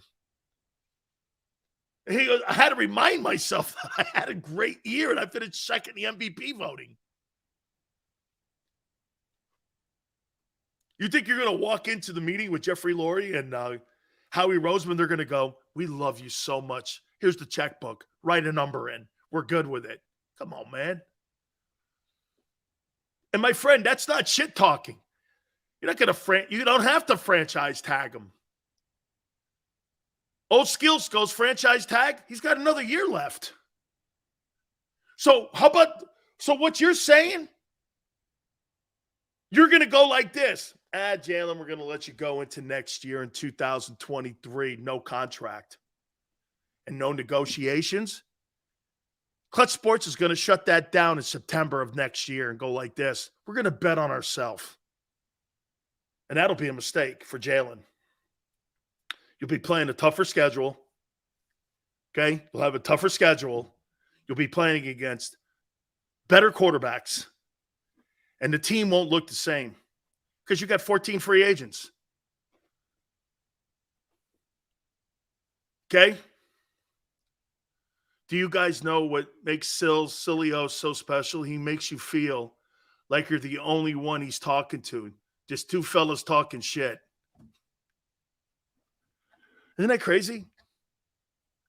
Because I feel you're all in. Hey, dude. Yeah, some of you hate what I say. Some of you like what I say. I just care what, you're here. It would Sills facts.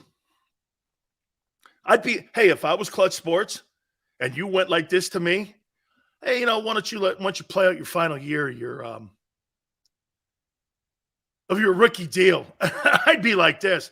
Well, we're not talking anymore in September. But dual threat quarterbacks? Let me ask you this. You think the gamble in Baltimore worked out for Lamar? Passing on a contract. How many people think that worked out for Lamar Jackson this year?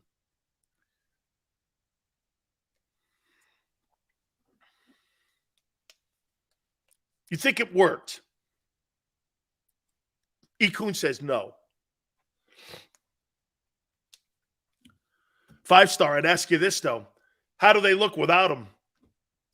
You know what I would say if I was Steve Biscotti and DaCosta? We are still winning. The Ravens have won the last 2 weeks without him. I think they're 10-5. And they have won. So if you notice, Lamar's playing this weekend. I mean, all of a sudden, that contract now, you go like this if, you're Lamar. Well, shit, they're winning. They're barely winning, but they're winning.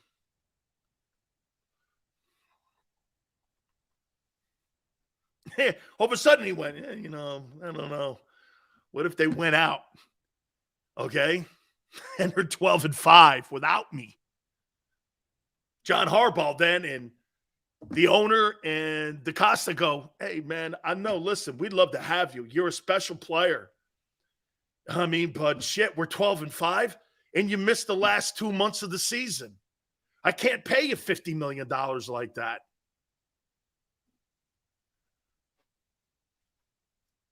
Lamar goes to Miami. I think that's a foregone conclusion. I think he's out. Lamar wants to play. Jalen Waddle and Tyreek Hill and Lamar Jackson on the same freaking field? Oh, my God. I want to see that. I want to see that. I do. I want to see that. So Jalen Hurts' regular season comes to an end. My grade for it? An improvement, A. But if I'm comparing it to the rest of the guys in the league,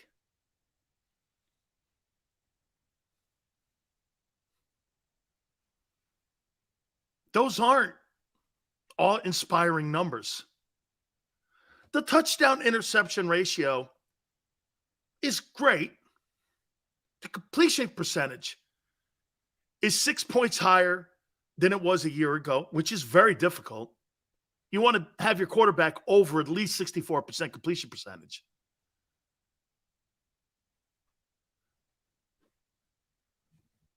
But 425 attempts, 286 completions. Let's take a look at the guy that you guys hate. Let's just go with Josh Allen's numbers. Josh Allen stats. According to Wikipedia, Joshua Patrick Allen is an American football quarterback for the Buffalo Bills of the National Football League. Let's just go with Josh Allen stats.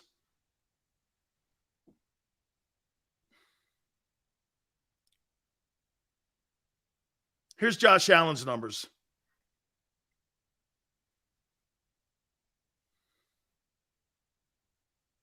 He's 12-3 this year.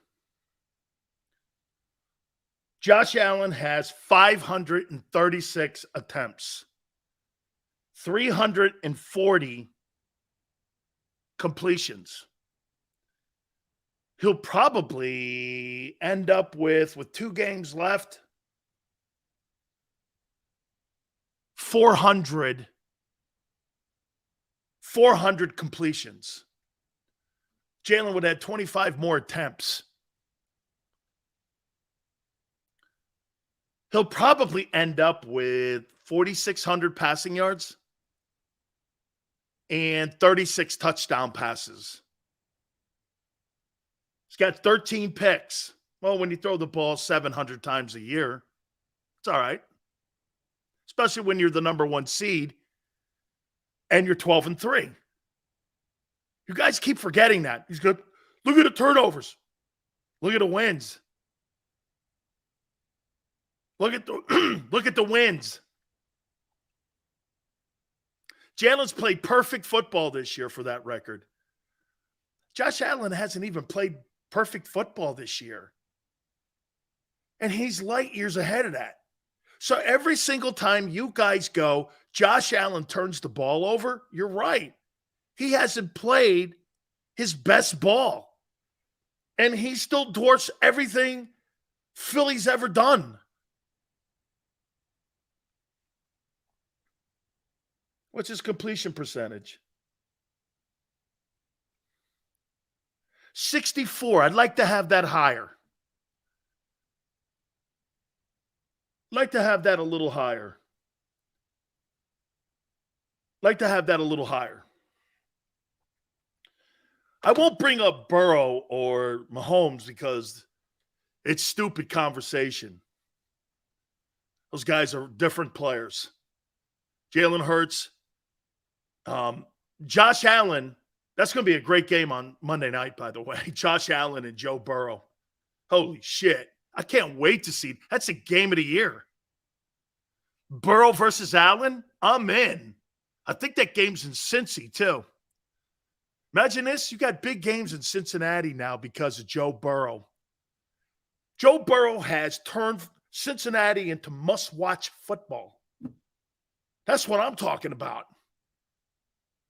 Cincinnati Bengal football? Trevor Lawrence is turning Jaguar football into must-see football. What? How many times in your life have you ever talked about Jaguar football in January?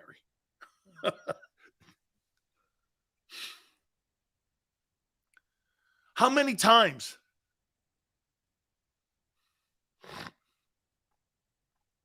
Hey, Maniac, right?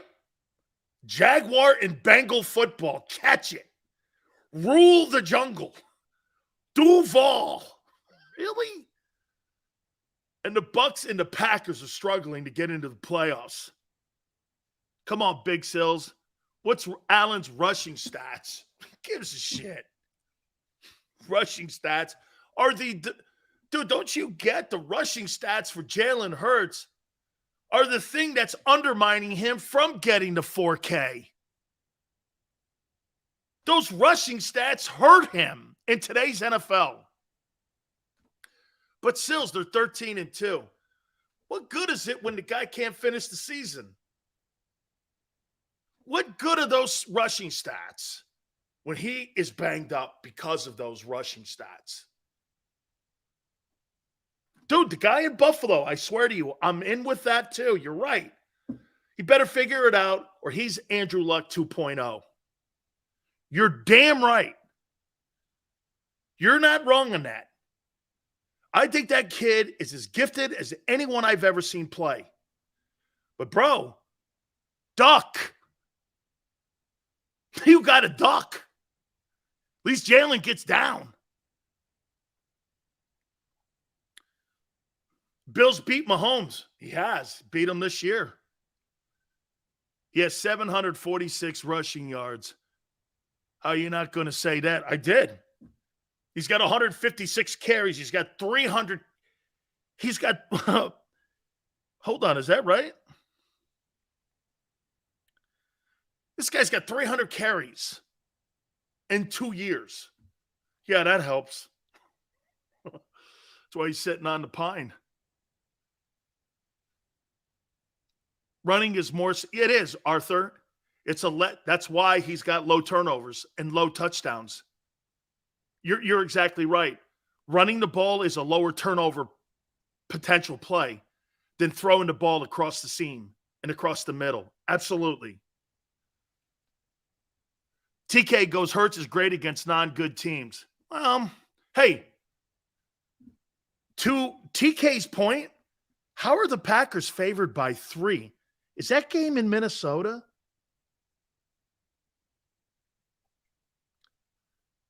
No, it's in Green Bay. So the Packers are favored by 3 over Minnesota, and Minnesota has 13 wins or 12 wins. They're favored, and the Packers have 8. And the Packers are 7-8, and Minnesota has 12 wins. And Vegas said the Vikings are not favored in that game against Aaron Rodgers.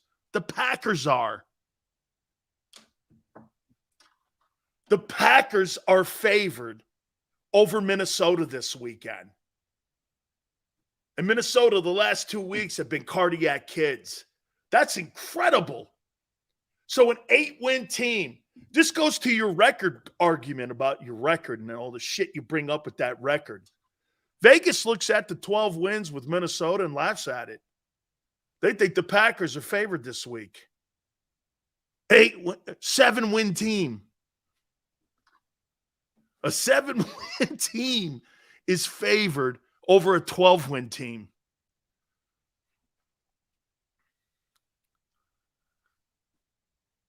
Oof. Lions are favored as well. Let's see here. Well, to play in Chicago. Big deal.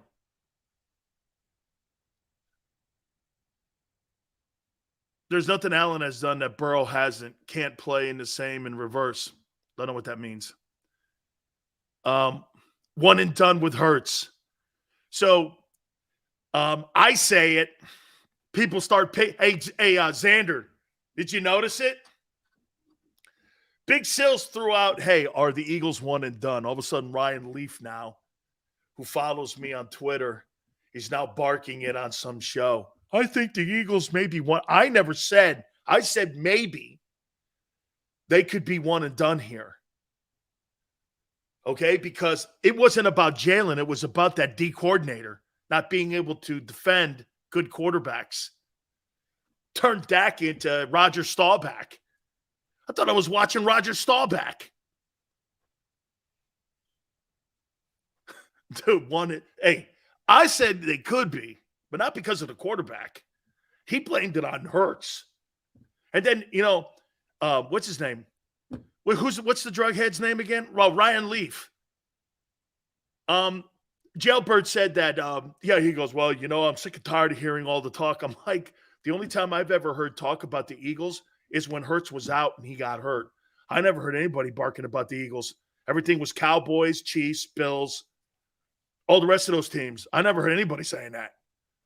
So when the drug addict was talking about it like that, I was shocked that I was shocked he's still alive. Still alive where I thought he was in jail. You talk about one of the most hated people of all time and one of the most destructive people of all time, Ryan Leaf. Talk about a guy who gets a shot in the media. That guy could do time in prison for writing false prescriptions, and he's back in the media again. It's crazy. Yeah. Hey, you know what? Ryan Leaf should cover the Colts. Him and Jim Irsay'd have a hell of a party, wouldn't they?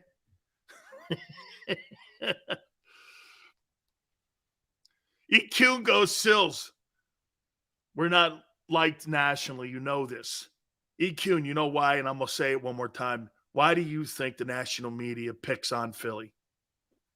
Why do you think they pick on Philly? Because they know you'll fight back. You think Rams fans fight back?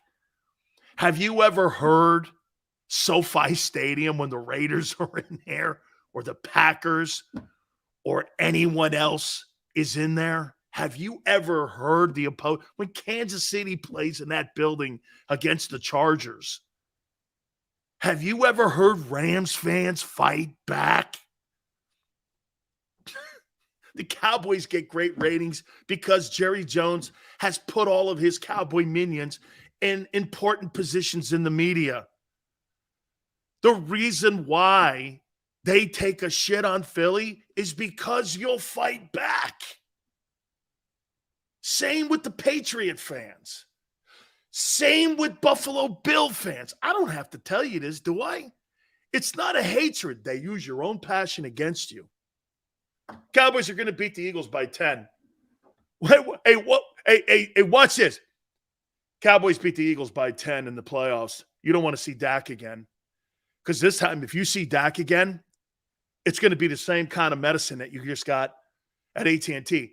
I can hear right now everyone watching this going, what's he saying? I mean, I just started a fist fight with half the room.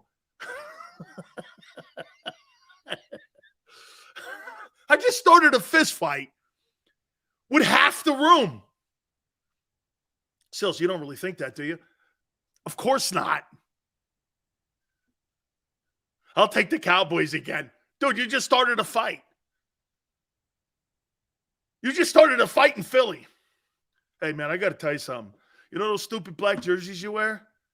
Holy shit. What you worry about beating the Saints instead of wearing the jersey things? What is that? What? You don't like the jerseys? What's wrong with the Birds jerseys? Dude, you're very easily touched off. Okay? It's great. WWE is a perfect example. Philly sports fans are wrestling fans mentality-wise, but smarter.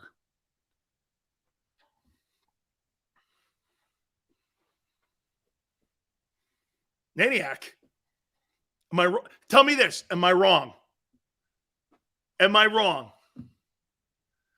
Do you know what? Hey, again, now see, to me, I think when you start doing that shit, you start seeing through it a little bit too. Who was that guy that was on in afternoons at WIP who used to start fights all the time? What was that kid's name? He got blown out after, 2 years because people started seeing it was a bullshit thing. What was that kid's name? Innes. Josh Innes. Dude, that guy had big ratings for a little bit until people figured it out. He was full of shit. You can only bullshit people in Philly too long here. And then they're going to go, this guy's a gimmick. It's all gimmick. Cowboy fans are delusional. Big Sills would be throwing hands if he came to the link. Why would I have to throw hands? Why would I have to throw hands? I think you guys would embrace me, man. I think we would. Hey, my aunt goes like this. She read something in the boxes and she goes, geez, man, would you ever go to the link? I go, I'd been to the link 9 times. I hung out with Philly's finest. You kidding me? He goes, yeah, but you never hung out at an Eagle game, have you, Sills? I would have no issues with that. Now, again, if you hang out with like Xander and Big Joe, they got the Palacious studios over at Oceans and all that other stuff. Got green rooms and food and shit. I'd have to hang out with the brats and everybody at Lincoln Financial, hanging out in the cold, sitting on a steel chair. I'm good with that. You know me, I'm a man of the people.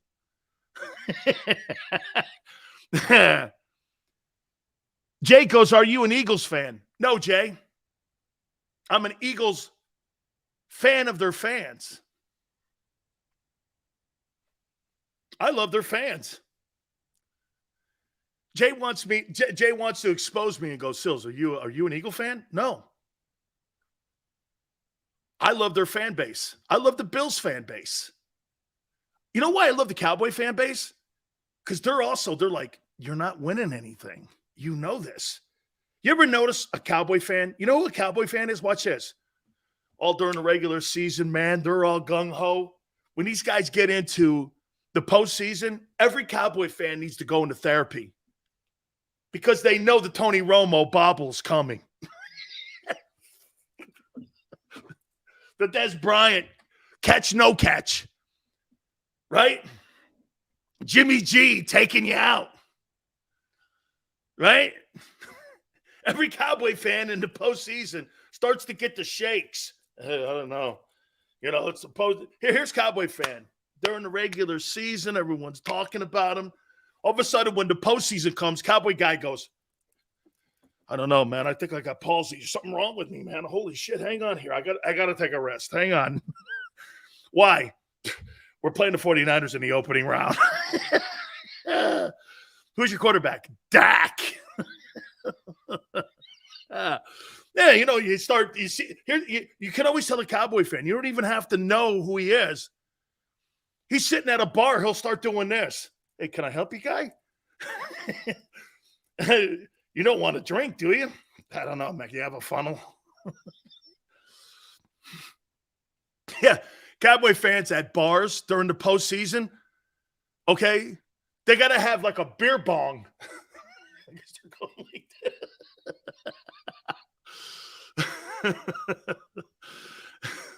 that.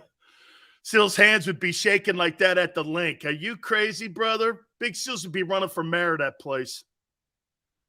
Once Angelo's gone in January, new sheriff in town.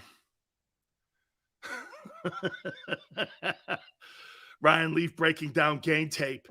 Seriously. Well, you know what, James? I suppose Ryan Leaf's probably the best guy you could possibly have breaking game film down because I'm sure he's up all night. Give me another rail. Give me the 22. I could break this bitch down any way you want it. I'm sure he's breaking film down at 3:30 in the morning. Hey, did you see that play? Jalen Hurts. Did you see it? Yeah, dude, easy, okay? Hey, when do you break the film down? 4:30 in the morning. I bet.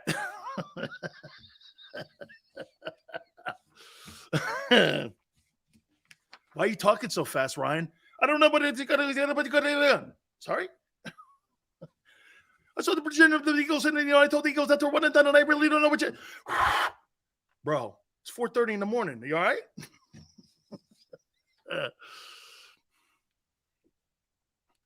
Big Sales, how long did you wrestle? 3 years. 3 years. Angelo's the best sports talk guy in the history of Philly. Then it's the guy who's your sideline guy at WIP. I think he's got a grade 6 neck injury. Howard, they just said he's got a sprained ankle. Oh. Yeah, the WIP broadcast team for the Eagles has a sideline doctor. It's Dr. Eskin. Sills, what are your thoughts on the Dattle line? Zach Martin's a Hall of Famer. I didn't realize he had 8 Pro Bowls. I didn't realize that. Dude, that's tremendous. Do you know he's got like 8 Pro Bowls, and in the years he's played, he's got like 7 holding penalties. He's a heck of a ball player. I would actually like to use you, Big Sills, as security. Thank you, Say. Say, you better be playing Wells Fargo. Big Sills ain't cheap. I don't leave the Dan cave for very much. Right, Xander? Nah. Eskin, Jimmy, our boys, Sills. He's got a ring from the U. Yeah. All right, man. I gotta take a timeout. Week 17 of the National Football League. I want to hit on some of these games. Hey, we're in position football now. Plus, dude, the bowl games have been excellent in the NFL. Also, I'm going to do some Eagle MVPs. Okay? Some Eagle MVPs. Think about it. Hour number 3. Actually, do me a favor. Hit the like button. We'll be right back. Keep it here on the National Football Show. When it comes to the fight against insurance companies, large corporations, and the healthcare industry, injured victims are always the underdog. But that doesn't worry us. At Messon Associates, we're an injury law firm from Philadelphia, and we come to fight. Our clients know that they've got representation with a chip on its shoulder, and it's the same chip that makes Philly the toughest city in the country. Call 215-568-3500 or visit us online at messalaw.com. Messon Associates, the toughest injury firm in Philadelphia. Go for the beers, go for the cheers, go for the hit and the hits, go for the scene, go for the screens, go for the gallery, go for the win, go to Ocean.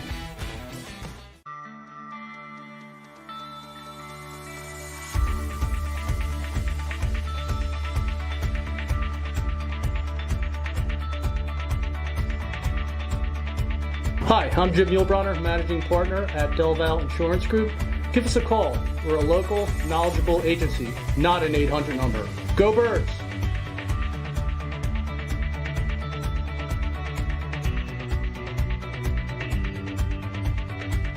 Number 1, Jeff D'Ambrosio. Destination Downingtown is rolling back prices for a December to remember. For a limited time, you can own, not lease, brand new 2023 Jeep Wranglers for only $30,995 or $339 per month. New Ram starting at only $30,995 or new Ram 1500 Bighorn Crew Cabs $189 per month. Zero down can deliver. Get the price you want, the selection you need, and the VIP treatment you deserve. Jeff D'Ambrosio, Destination Downingtown, Big Finish Sales Event.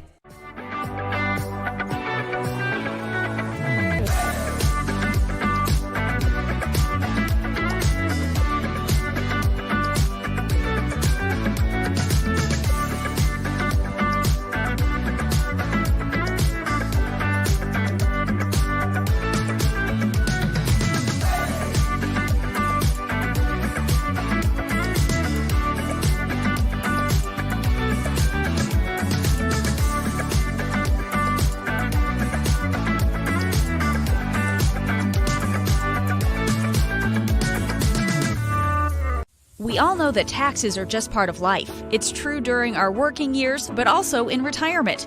But what you might not know is up to 85% of your Social Security benefits might be taxed. Our team at Thrive Financial has helped retire thousands of people across the Delaware Valley by asking questions they never knew they needed to ask, including how their Social Security benefits might be taxed. It's time to be proactive on taxes. Get your Thrive Retirement Tax Playbook today.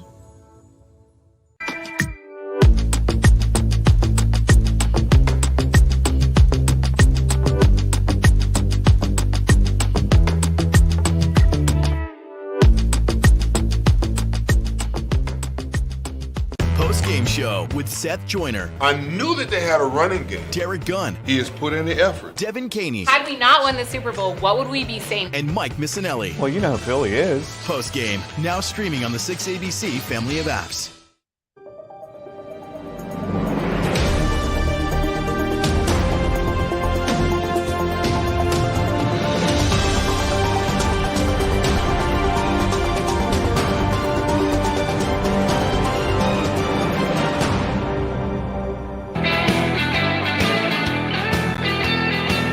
Week 17 of the National Football League. We'll do that at the top of the hour, hour number 3. MVP of the Eagles. I'm going to do this defensively and offensively here in a second. You want to play a game with somebody every now and then? You want to find out what somebody thinks of you or a friend of yours. Talk shit on them. See how many people defend them. See how many people around in your group defend a guy. Yeah, he's an asshole. Or, nah, man, he's a good dude. Nah, he's a good dude. Guy's a great guy. Funny, in Denver, everybody in the media is taking a gigantic elephant shit on Russell Wilson. How many people are defending him? 1, 2. So the shit that Shannon Sharp is saying might actually be true. Jalen Hurts gets hit on the sidelines in the Jets preseason game. Jordan Mailata wants to start a fist fight. Anybody says anything about Hurts, the entire team, Lane, Kelsey, the coach, everyone. You see what Nick Sirianni said today? Look, up in the air. It's a bird. It's a plane. No, it's Super Hurts. This guy went after a reporter, and this guy was, how hurt is he and this and that. Well, let me just tell you this. Jalen got you in a 40, he'd outrun you. You wanted to throw the ball, he'd outthrow you. If you wanted to jump over the Empire State Building, he would jump over the Empire State Building. You couldn't jump over a stack of quarters. Anything that you can do, Hurts will do better. His body heals better than his. You've never seen a body like this. This guy's the $6 million man. Or today, $50 million man. Right? I thought I was listening to like a promo for a new Superman. Look, up in the air. It's a bird. It's a plane. It's Super Hurts. I was like, whoa. Jalen's body heals better than everyone else's. He's faster than anyone else. He's stronger than anyone else. I was like, shit, this guy here, man. He's from a different planet. And Howie Sirianni's eyes, I couldn't believe it, man. It's incredible. Wow. TK, I was like, man, I had to play it back again. Look, I couldn't believe it. This guy's incredible. Are you questioning his comeback capabilities? No, we're questioning why you're playing this ruse on everybody in the media when you know you weren't going to play him on Sunday. It's kind of what John talked about in the first hour. And so what did Sirianni do? Do you know the fastest way to shut somebody down when you're caught in something? Take their argument, throw it back at them and say, what the hell do you know? Nick Sirianni knows what he's doing in front of the media. He knows what he's doing. Hey, outside of that stupid-ass introductory press conference, he's become very good at it. Guy goes, how hurt is he really? It's a good question, especially if he's doubtful. He's not playing. And what does Nick do? Well, he's going to heal faster than you. He's faster than you. He's better than you. His old lady's better looking than yours. I mean, this guy, there's not anything you have that you're better than him at. That's not really my question. Yeah. Reese goes, did you ever meet Ed Too Tall Jones? Ed's one of my dearest friends. I got a great picture of him and my wife at an event we did. I played next to him. I know. Don't say it. He could have had a dinner off my head. I get it. He's 6'9". Yeah, hey, did you ever see Jalen Hurts? Hey, man, you think you can spell? This guy here is a dictionary. You're not smarter than him. You're not faster than I was like, so that was interesting. That's not really the question that the media, and the media guy, of course, didn't follow up. Okay? That's not what I asked, Nick. I asked, why are you going through this game here?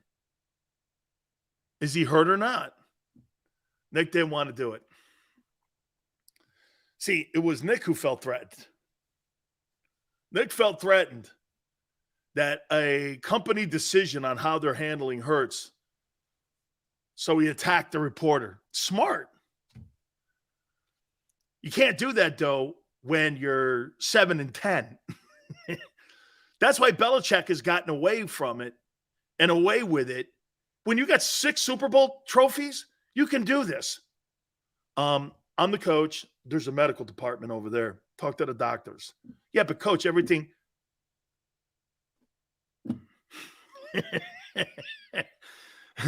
Right? I'll be here. You better sport your Eagle gear in Niner territory when you lose 5-star. I think that the Niner team right now without Jalen on the field, I'll take them. With Jalen at home in Philly, 3 points got to go to the Eagles, dog. Niners, got to give them home field, man. Big Sills, Woody, we do the same thing all the time. Okay. Hurts can bench press a house, Sileo. I bet, according to Sirianni, this man is the man of steel. Never seen anything like Jalen Hurts. It's incredible, actually. Wow. All right, hour 3. Week 17, college football semifinals. Outstanding bowl games. I want to get to we're going to come out of the gate with my defensive MVP, my offensive MVP, my team MVP. We'll look at some of the critical games this weekend, especially when it comes to playoff seeding. Hit the like button. Hour 3, last show of the year. Last show of the year on a Football Friday. Hit the like button. Keep it here on the National Football Show. When it comes to the fight against insurance companies, large corporations, and the healthcare industry, injured victims are always the underdog. But that doesn't worry us. At Messon Associates, we're an injury law firm from Philadelphia, and we come to fight. Our clients know that they've got representation with a chip on its shoulder, and it's the same chip that makes Philly the toughest city in the country. Call 215-568-3500 or visit us online at messalaw.com. Messon Associates, the toughest injury firm in Philadelphia. Go for the beers, go for the cheers, go for the hit and the hits. Go for the scene, go for the screens, go for the gallery, go for the win, go to Ocean.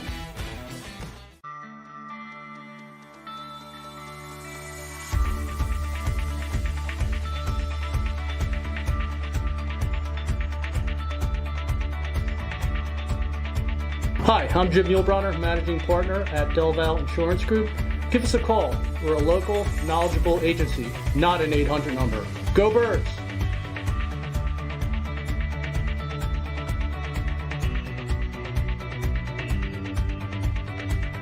#1 Jeff D'Ambrosio, Destination Downingtown, is rolling back prices for a December to remember. For a limited time, you can own, not lease, brand new 2023 Jeep Wranglers for only $30,995 or $339 per month. New Rams starting at only $30,995 or new Ram 1500 Bighorn Crew Cabs $189 per month. Zero down can deliver. Get the price you want, the selection you need, and the VIP treatment you deserve. Jeff D'Ambrosio, Destination Downingtown, Big Finish Sales Event.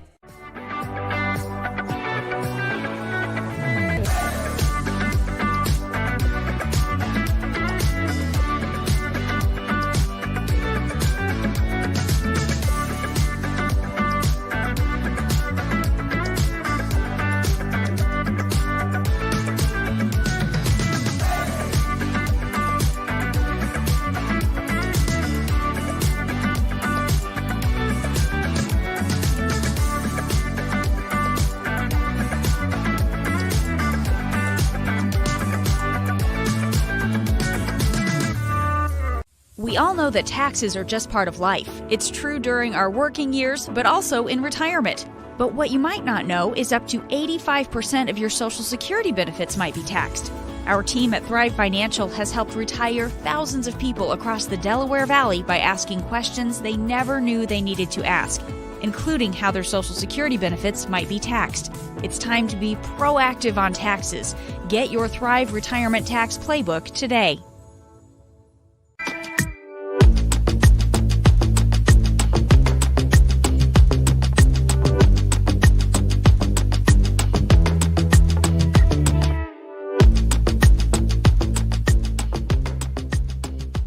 Game Show with Seth Joyner. I knew that they had a running game. Derek Gunn. He has put in the effort. Devin Caney. Had we not won the Super Bowl, what would we be saying? And Mike Missinelli. Well, you know who Philly is. Post game, now streaming on the 6ABC family of apps.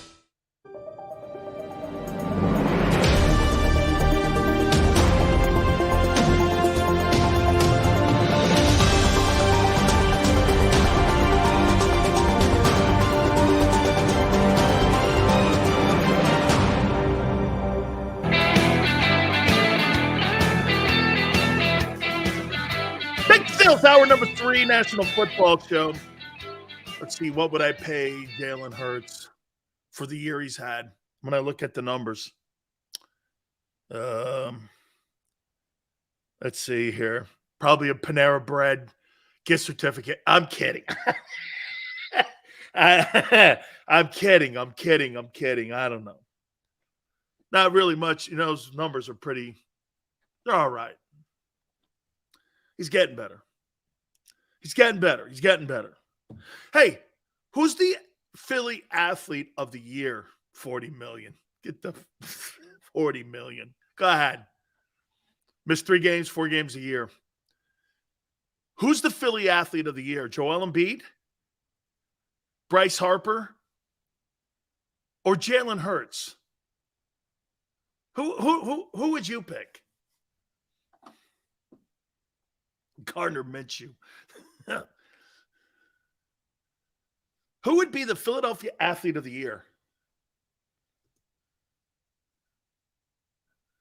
Eagles get bounced early. It's Bryce. Going into the playoff. Harper. Hurts? Why would it be Hurts? Did Joel Embiid at least get to the he got to at least the second round of the playoffs, right? Harper got to the World Series. Jalen got hurt. How could you put Hurts? What's he done? How is Hurts the athlete of the year? He's accomplished nothing to those other 2 guys. Bryce Harper got to the world, carried his baseball team on his back to the World Series. How is it Hurts? Dude, Embiid has done more. Hurts is third in this argument to me. I didn't ask you who the most popular guy is. I asked you who the MVP is. Dude, Joel Embiid is leading the NBA in scoring again.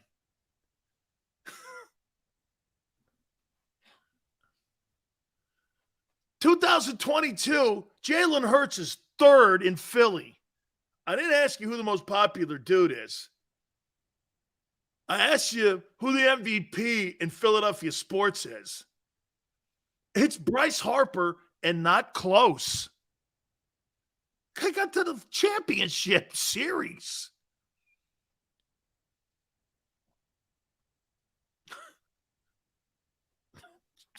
Jalen Hurts. Of all the dudes that have big names in Philly, he's done the least.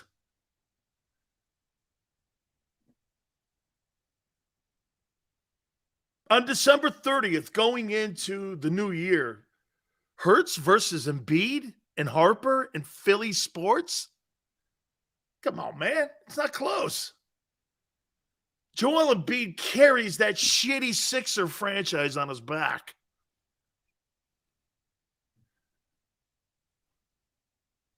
And the reason I say shitty franchise is because that ownership, they'll tolerate losing. They'll tolerate it.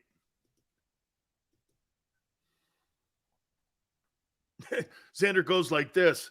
Oh, this is an Eagle Town. Yeah, I know it is. I didn't ask you who the most popular athlete is. I asked you who the MVP was. Okay? By the way, best thing could ever happen to the Sixers, that dude sell that team. He's the terrible owner.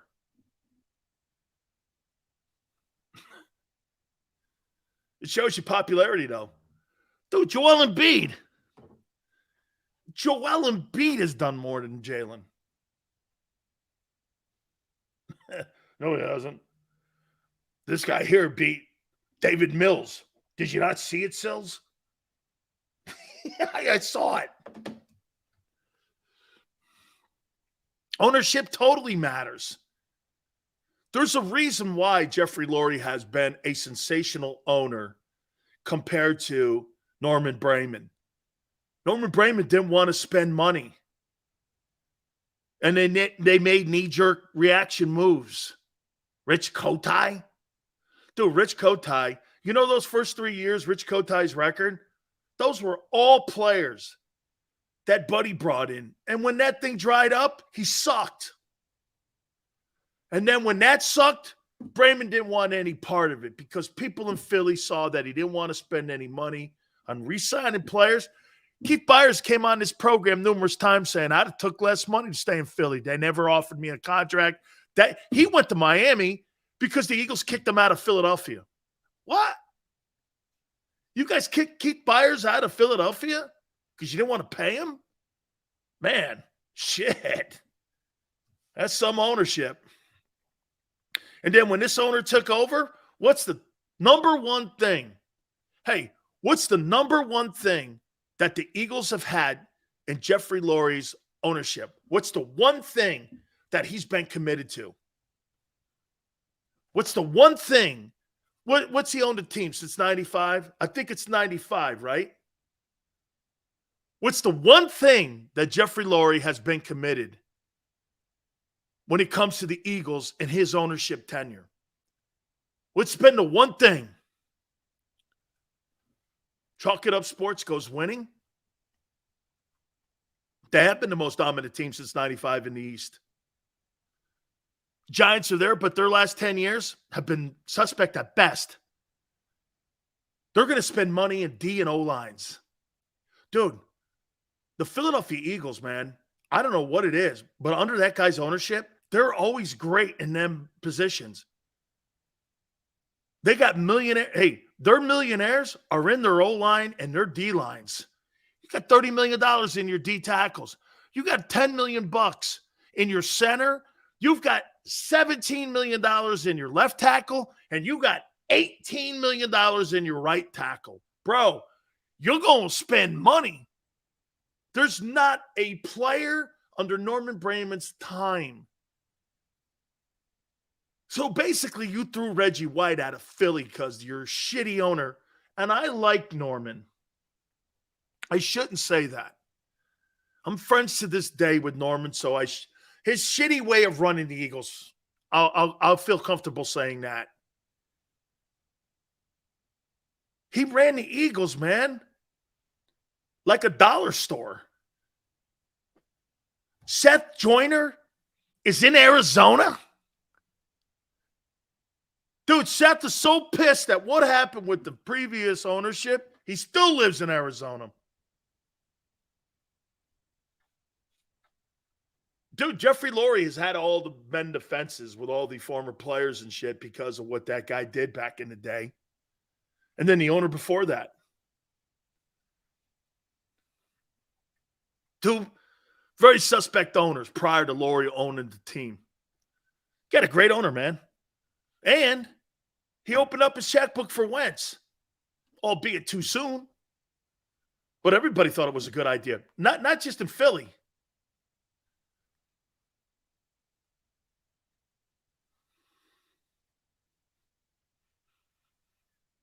Norman ran the Eagles awful. Dude, so Lawrence Taylor retires a Giant, but Reggie can't. And he's got to go win a Super Bowl in Green Bay. What a shitty thing. Really, man. How Reggie White should be an Eagle like Bednarik. Okay? He should be an Eagle like Bednarik. How could you say that? Well, he's got Green Bay on there too, and he won a title. I wonder what Andy Reid considers himself. I wonder what Andy Reid considers himself. You think he considers himself a Chief or an Eagle? When he goes into the Hall of Fame, how will people see him? You think they'll see him as an Eagle or a Chief? How do you think he goes into the Hall of Fame? A Chief? You know one thing about Dick Vermeil that I give Dick credit for? Dick loves the time in St. Louis. But Dick lives in Philly. Coach Vermeil lives in Philly. He's a California guy.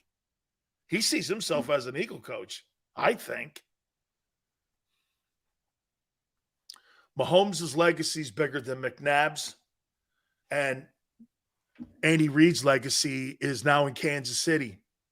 Yeah. So basically, the Philadelphia experience for him was a stepping stone. Okay.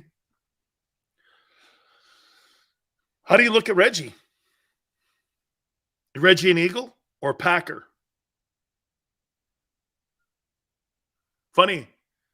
Every time I see Rob Ellis do Sports Take, he's got a picture of Reggie White behind him. You think Reggie's an Eagle or a Packer?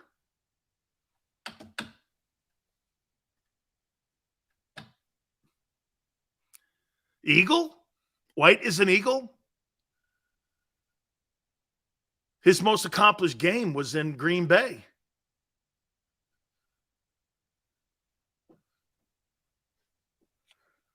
Scott goes, a stepping stone is a year or two, not half your career. Really? Yeah, but when half your career was coming up short and not winning the Super Bowl and not crown, coaches have to win that game. See, players can put great statistics up. How many people think Marty Schottenheimer's a great coach? I do. He won 206 games. He's sixth all time. But he's 4-14 in the postseason. Nobody looks at Marty Schottenheimer as a Hall of Fame coach. I think he is. He's never had a losing season in like 23 years.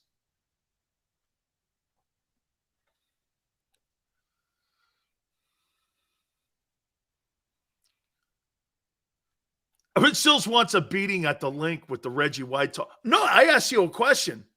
So you think Reggie, God rest his soul, and I don't know this. I'll have to ask his wife. She's a wonderful person. Charles Haley, you want to hear this? Charles Haley considers himself a 49er. You know why? Why would I say that Charles Haley considers himself a 49er? Do you know why Charles Haley doesn't consider himself a Cowboy? What do you think? And by the way, he won 3 titles in Dallas, and he won 2 in San Francisco. Do you guys know why Haley considers himself a Niner? You know why? Guess who inducted him into the Pro Football Hall of Fame? Guess who introduced him? Eddie DeBartolo. DeBartolo. Why didn't Jerry Jones? Why didn't Jerry Jones induct him? And this is after they traded him. Haley sees himself as a Niner, not a Cowboy. Some of his greatest moments are in Dallas, too. He doesn't see himself as a Cowboy. He went into the Hall of Fame as a 49er. DeBartolo introduced him. I'm proud to introduce Charles Haley into the Pro Football Hall of Fame. Look it up. It's fact. No Cowboy introduced him. Greasy. Ed DeBartolo has said on my radio show numerous times the 2 biggest mistakes he ever made was letting Montana go to Kansas City. Oh, everyone always thinks that Carmen Policy built those 49er teams. Sorry, Niner, but it's not true. John McVay built those teams with Bill Walsh. And then Policy came in, floating in. And then get this, Dwight Clark went behind Joe Montana's back with Steve Young and was stabbing him like he was Brutus stabbing Caesar. It's time for Joe. It's time for Joe. It's time for Joe. You know what DeBartolo told me on our show? He goes, and at the end, I told Joe, I want you to stay. And Joe goes like this. I know the whole story, man. He goes like this. No, too much damage has been done. I don't want to stay. I'm going to go. And the only thing he did was he took Kansas City to the AFC Championship game. The only guy to take him further in the last 60 years has been Mahomes. Joe Montana at 44 took him to the AFC title game. Eddie felt so bad how it went down. Joe, I want you to stay. You're our starting quarterback. Steve Young just won an MVP award because Joe got hurt the previous year. He's like, nah, man, it's time to go. His best friend stabbed him in the back to get him out of the building. It's a fact. They stabbed him. Oh, terrible. Joe Montana. They stabbed him in the back. That's how he ended up in Kansas City. Eddie had to come in at the 23rd hour. Joe, you're my guy. I can't let you. He couldn't let him go. He couldn't let him go. Joe said, nah, it's time. Entire front office stabbed me in the back. I got to get out of here. Wife was furious. Oh, man. Montana and DeBartolo are so tight today. Eddie DeBartolo is one of the greatest owners in the history of the NFL. What a great owner. Loves his guys to this day. Sent Montana to Kansas City. And if you remember right, the year that Young won the Super Bowl, Joe beat him in Kansas City. And he beat Elway that year. That guy was something else, man. All right, let's move on here. I got week 17 in the National Football League. God, we're just flying here, man. Also, bowl games. Let me ask you this. Let's do this here.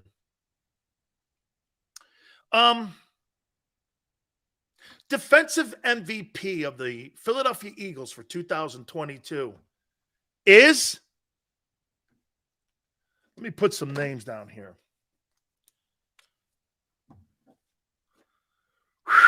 Got to have this guy.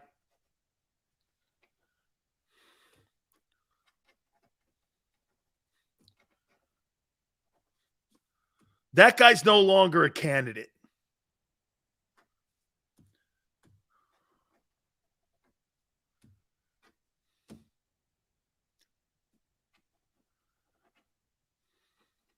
Okay, I wrote these guys down. Josh Sweat, Hassan Reddick, Darius Slay, James Bradbury,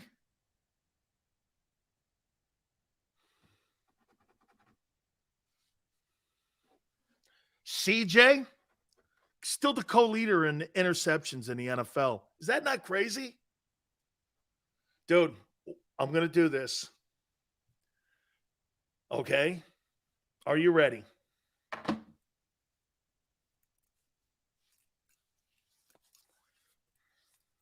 I want to do this as professionally as I can.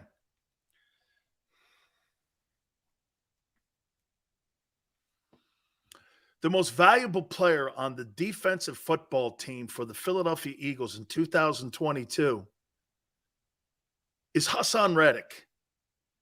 I couldn't have been more wrong about a guy coming in and being an impact football player. 14 sacks. He's constantly harassing the quarterback. And hats off to you. You are the most valuable player in my mind for 2022. Congratulations. This is where you get a Big Sills merit badge. See, I'm not very good at apologizing. You're not going to really ever hear me say that because I apologize to no one. But I will say this. Hassan Reddick is the most valuable player on the defensive football team for the Philadelphia Eagles in 2022. He's been the most impactful guy. It took a little time.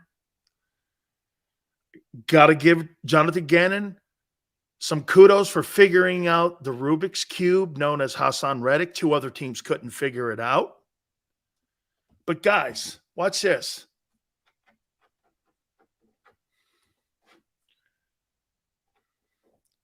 Reddick's got 37 sacks in 3 years. I'm trying to, that's 30. He's going to have 40 sacks in 3 years. I mean, I don't know what else to. Dude, you cannot dispute those kind of numbers here.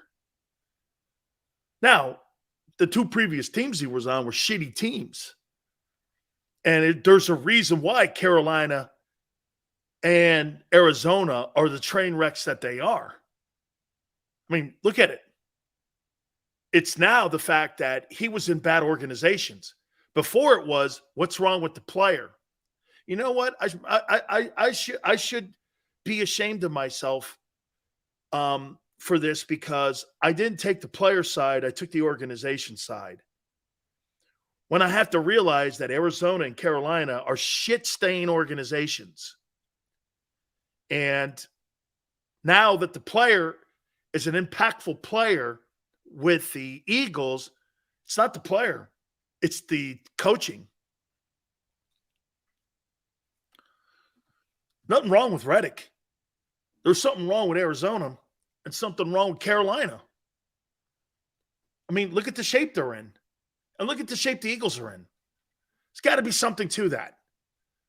Plus, he's got 14 sacks. He'll probably get 2 more. I say he may end up with 18 sacks this year. 18 freaking sacks? Dude, come on now. You just can't bury your head in the sand and go, well, the guy sucks.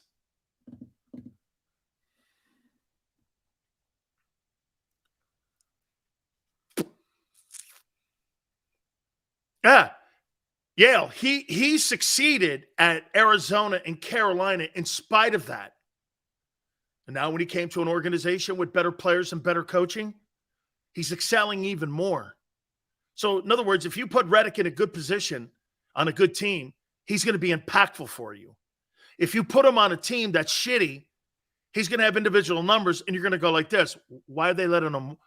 So why would you let a guy – think about this. If you're Carolina and Arizona, why would you let a guy loose with 40 sacks in 3 years? Now that's the question. At the beginning of the year for me with Reddick, it was this. Why is he on his 3rd team in 3 years? Now you go like this. How could you get rid of a player with 40 sacks in 3 years? Holy cow. I mean, that's how he's changed the narrative with his play. Do you think they bring back Reddick? Mighty. 40 sacks in 3 years? I'm thinking, yeah.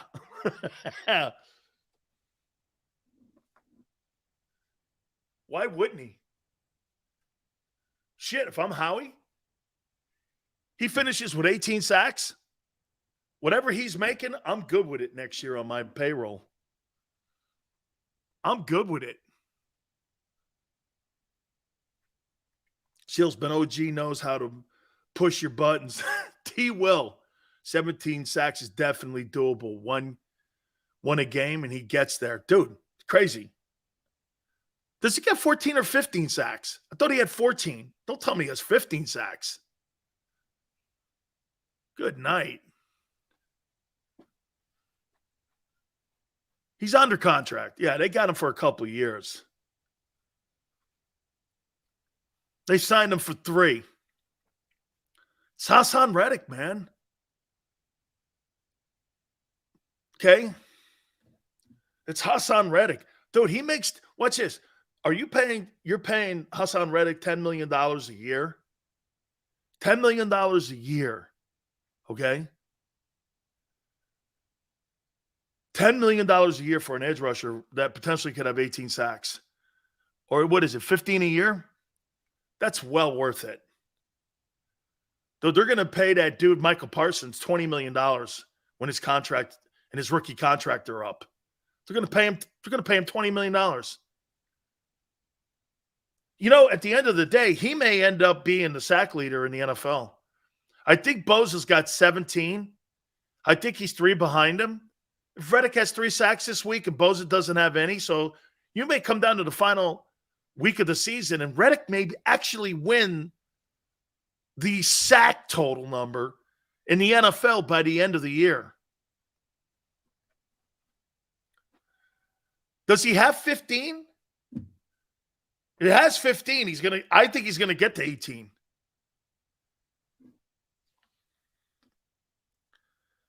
I'm gonna wait for the Eagle MVP here in a minute. Who's the offensive most valuable player on the Philadelphia Eagles? Lane Johnson,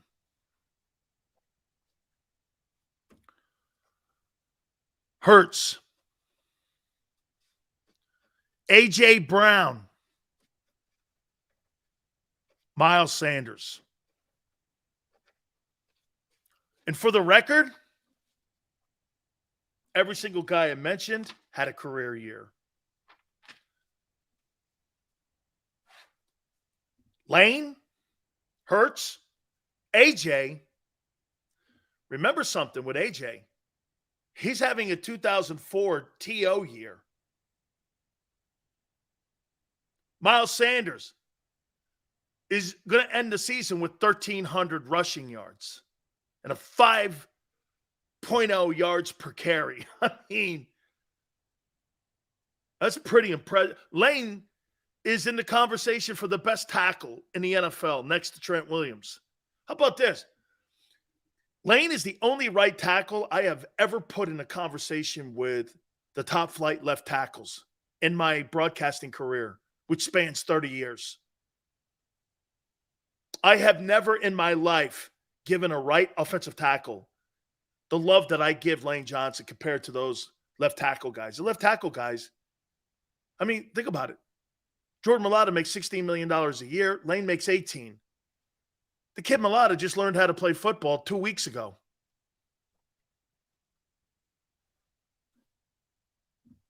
Mailata learned how to play football. Lane Johnson's been playing a long time.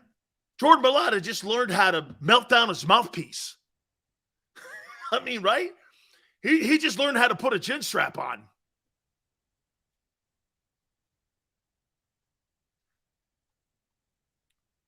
Lane Johnson, Hurts, A.J. Brown. By the way, there's going to be an MVP of the team, too.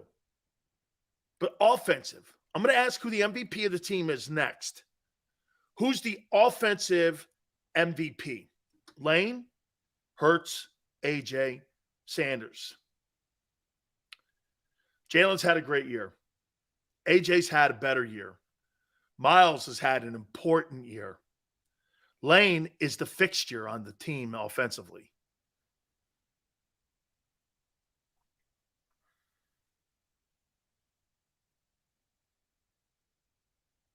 Man, that's a tough one. Lane Johnson, Jalen Hurts, A.J. Brown, Miles Sanders. Who is the offensive most valuable player? Whew. I think it's A.J. Brown. Look, Jalen Hurts is the MVP of the Eagles. Okay? But the offensive player, you're going to have an offensive player of the year in the NFL. Probably going to be Justin Jefferson. Then you're going to have the MVP. It's either going to be Mahomes or Burrow. Okay? So it's kind of like I'm using that scale. I think it's A.J. Brown. I think A.J. Brown is your offensive MVP. Career years across the board. Jalen's the most valuable player of the team. He gets the team MVP. But the offensive guy's got to be A.J. Dude, even though Miles Sanders has had a career year, the fumble people have that in their eyesight right now, so you're going to have clouded opinions on him. Lane is so – hey, dude, I'll tell you what. If you drop the next 3 ball games without Lane, since Lane's been in there too, that could be a factor too where people go, hey, so you lose Lane and Hurts? Who's really more important to the team here?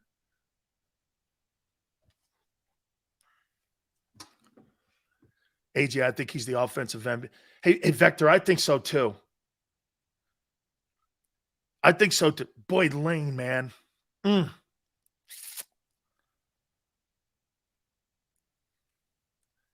Yeah, I think it's A.J. Brown.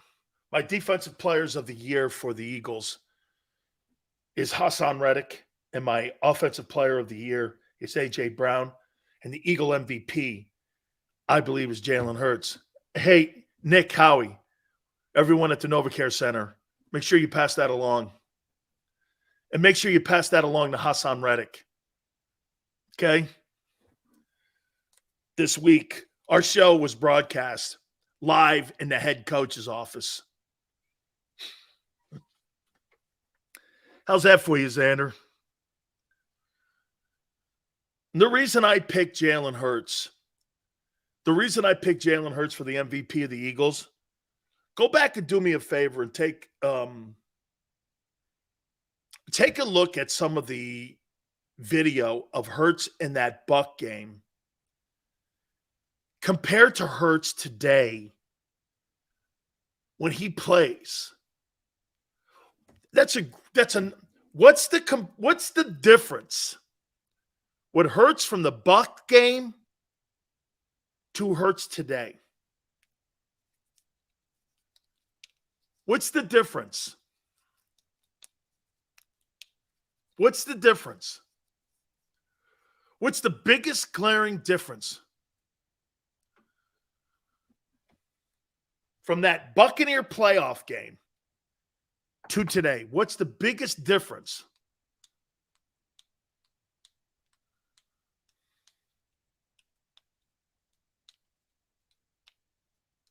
Deep ball, his passing. Hey, Sills, I might have missed it, but what do you think about the Cowboys' win last night? I thought they blew. Hey, Vector, they beat a JV team last night. I came away from that win with the Cowboys. That Cowboy team has 12 wins. Dude, I don't know. A.J. Brown, Jalen reading defenses.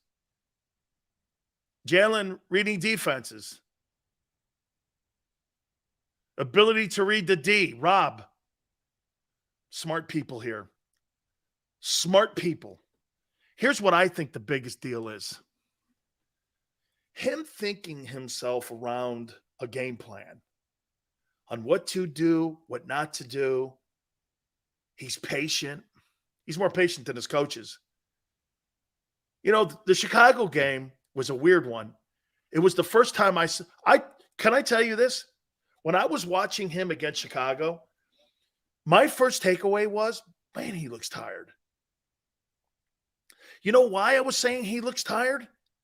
He was getting hit by big dudes. I had not seen Jalen Hurts hit all year long by backers and by big linemen. Most of the time, he's getting down. He's getting hit by 194 corners, which he's got the physical advantage over those guys. But when he got hit more in that Bears game by bigger dudes than any time all year, they played him very physical. And that was the first time I started going, man, he's getting hit. And, you know, it was like this. I was like, man, he's getting tagged in this game. And I thought before I even knew he was hurt, I was going, man, I'll tell you what, he's going to feel this one. I thought he played great in the game. But I was like, you know, he's going to feel this one. Sure enough, man. This guy got banged up. I thought he was tired heading in to the Chicago game. But his ability to read a game plan has really been magnified. I'm going to tell you this, that Tom House visit that he had. You know what Tom House does? Do you guys know who Tom House is? He's the guy that caught the Henry Aaron 715 baseball that he hit in Atlanta off Al Downing the night Henry Aaron broke Babe Ruth's record. He's a former pitcher for the Braves. And what he's done over the years, he's helped pitchers with rotator cuff injuries. Then what he's done, he expanded it into quarterbacks and helping quarterbacks with throwing motions and helping quarterbacks work on game plans and how you read the field and working on all kinds of drills and such. So he did all the fundamental things that he taught all the fundamental things that Brady has worked on for 22 years.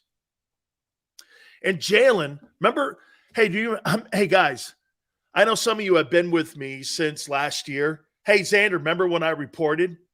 Yeah, Jalen Hurts has been seen in Southern California hanging out at Newport Beach with Tom House. All the Philly media said I was full of shit. Turned out to be true. I know Tom House. I asked him. I go, is Jalen there? I saw Jalen at a restaurant that I know, the guy who owns. Okay. One of the former Anaheim Ducks owns it. And he used to go eat there. Jalen was eating at his restaurant. Who's the guy that scored 77 goals, played for the Ducks forever? Holy cow. What's his name? Timu Solani. Timu Solani has a restaurant in Southern California that Jalen eats at. And because I go there. And Timu Solani goes like this. He goes, yeah, Jalen Hurts has been eating here. I go, so we must be seeing Tom House. Yes, Timu Solani has a restaurant. Right. And that guy's taught him just thinking himself around.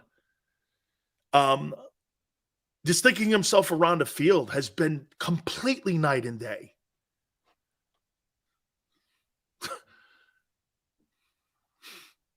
Tom House, nope, don't know him. Well, he's Brady's throwing coach. Timu Solani played for the Winnipeg. Hey, just a brief thing here, Stephen. Solani, when he was 19 or 17 years old, he scored 77 goals with the Winnipeg Jets when they were first in Winnipeg. 77 goals his rookie year. I don't know, man. I love Timu. My wife loves Timu Solani. On reading defenses, why is Jalen able to lean or improve so fast where others not so much? I do agree with that, EQ, or is it something else entirely? I think he's smarter than Josh Allen. I think he's smarter. Josh Allen and Andrew Luck are not smart guys.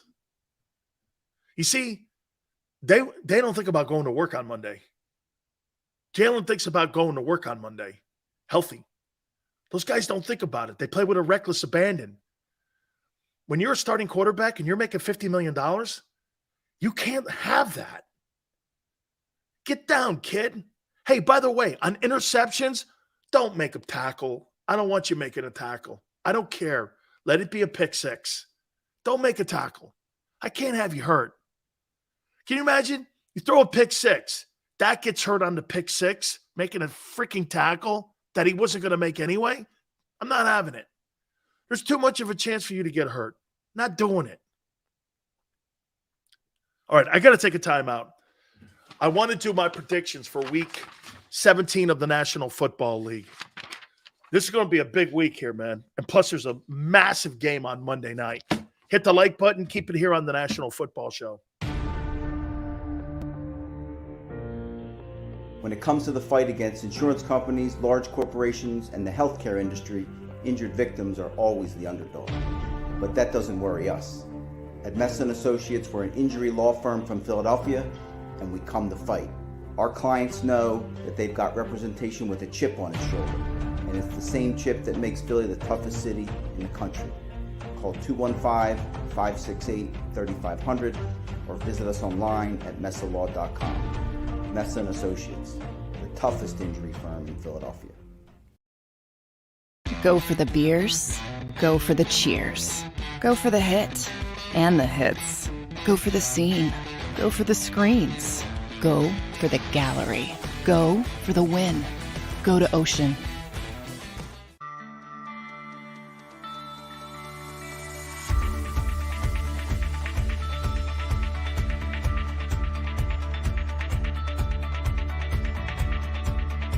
Hi, I'm Jim Muehlbronner, Managing Partner at Del Valle Insurance Group. Give us a call. We're a local, knowledgeable agency, not an 800 number. Go Birds!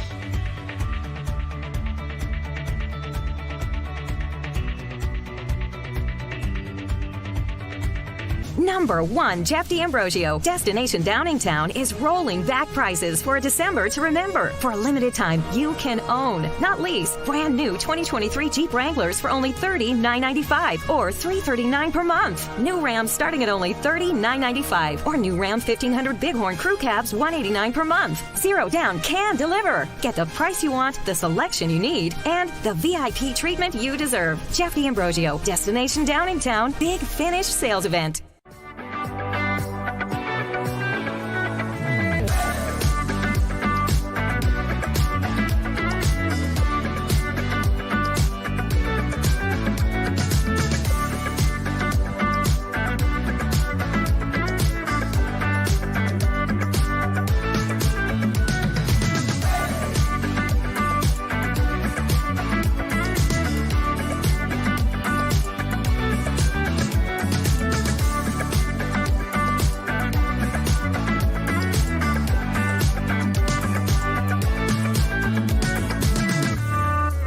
We all know that taxes are just part of life. It's true during our working years, but also in retirement.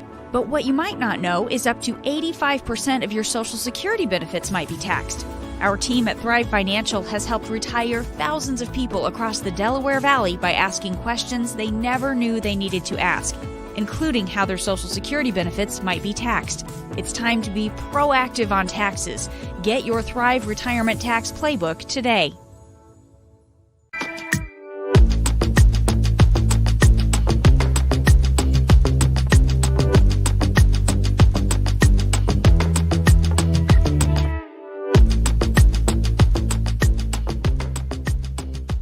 Game show with Seth Joyner. I knew that they had a running game. Derek Gunn. He has put in the effort. Devin Caney. Had we not won the Super Bowl, what would we be saying? And Mike Missinelli. Well, you know who Philly is. Post game, now streaming on the 6ABC family of apps.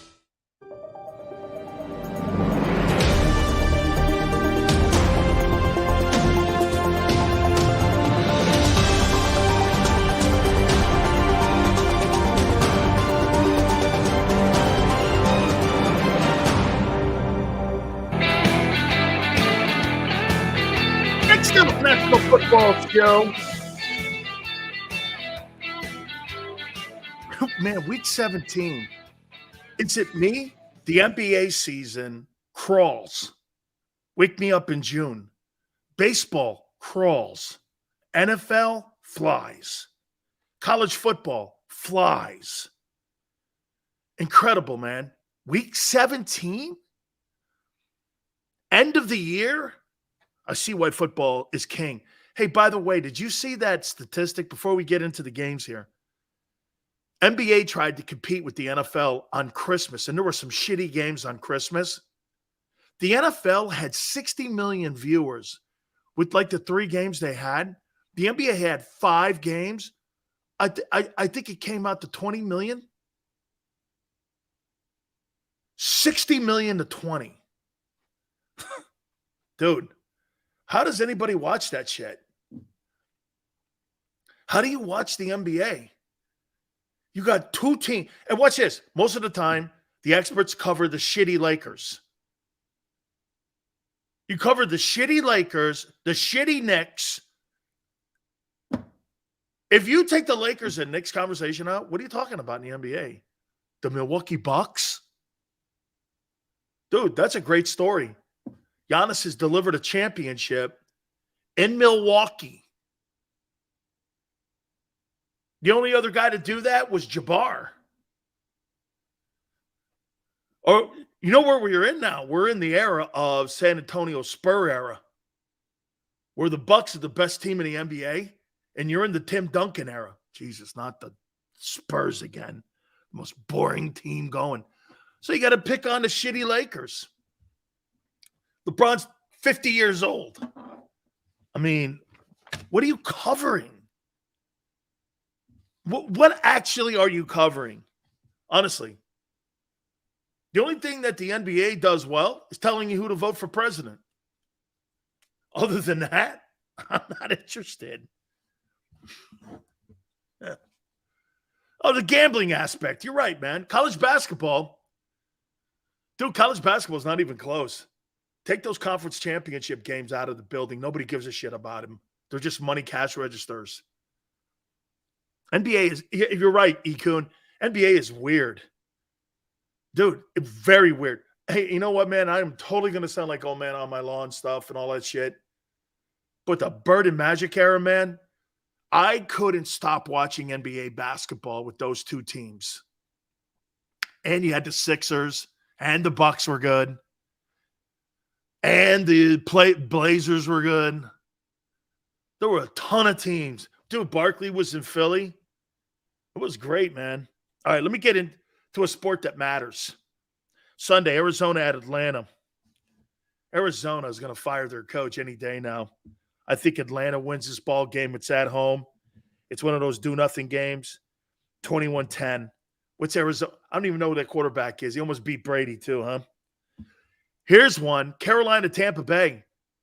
Carolina put the whooping stick on Tampa Bay the last time they played in Carolina. Bucks have to win this, man. Their season's on the line, I think, against Carolina this week.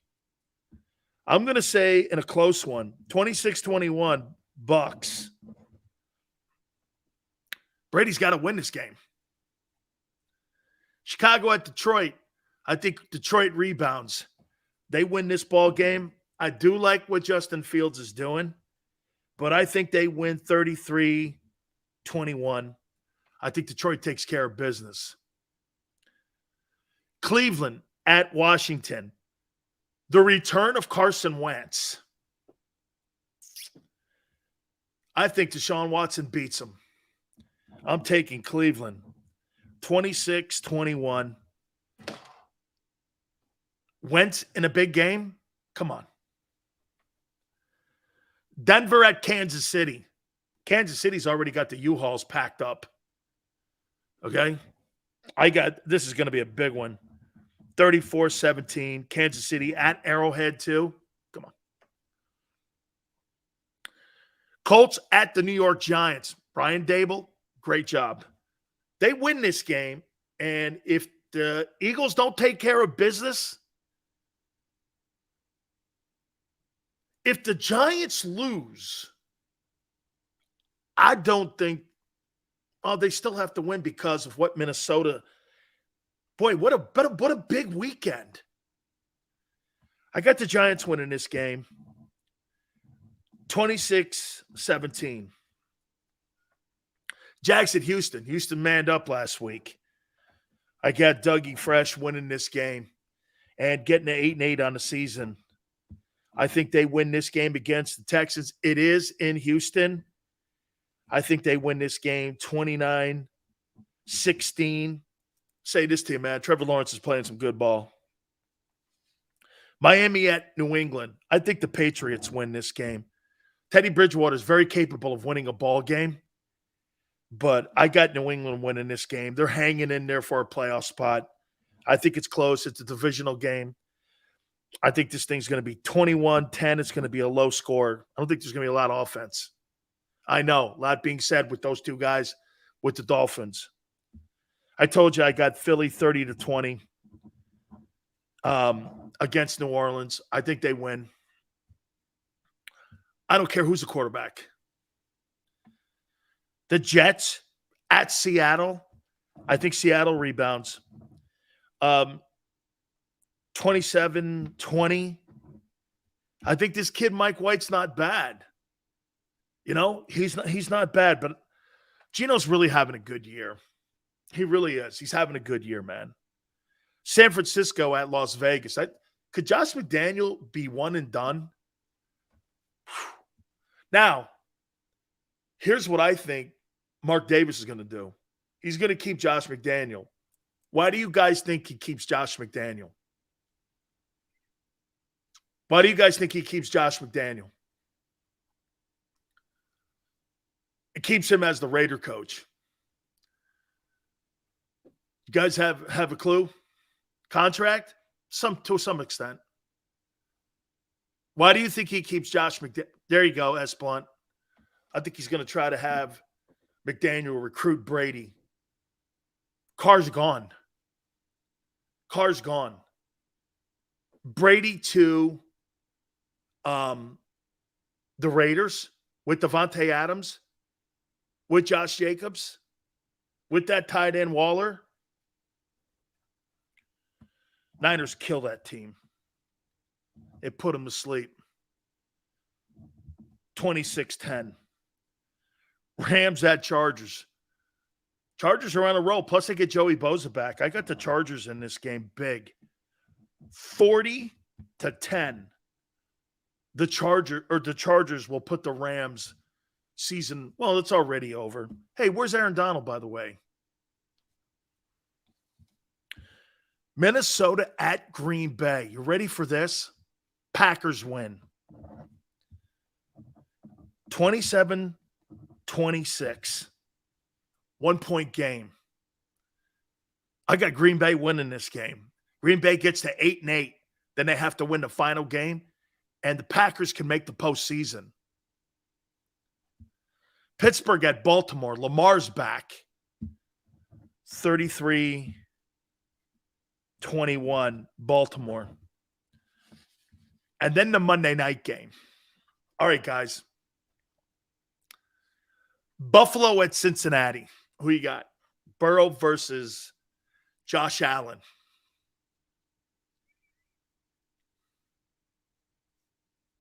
Wow. By the way, home field advantage could be on the line here. Burrow. That didn't take too long.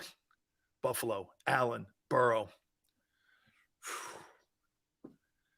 Can you imagine if Josh Allen beats Joe Burrow? Joe Burrow's been beating everything. And if Allen beats Burrow, he would have beaten Mahomes and Joe Burrow and Lamar in the same year. Whew. It's at Cincinnati. I got to go. Joey B! Watch this one. 45-41. Take the over. 45-41 in one of the most classic games since the Bears were beaten by the Dolphins on Monday night. 45-41. Cincinnati beats Josh Allen on Monday Night Football. How great is that? Guys, it's been a great year. New Year's Eve this weekend. Bowl games. Oh, by the way, real quick, Xander. National championship, I got Michigan destroying TCU and Georgia destroying Ohio State. It'll be Georgia-Michigan in the national championship game. That's how I see that playing out. You guys have a great one. God bless you. We will see you next week. Should be an interesting Sunday. Don't forget our post-game and pregame show on Sunday at JAKIB Sports. When it comes to covering the Eagles, we appreciate all of you. Thank you so much. God bless you. And we'll see you on the flip side.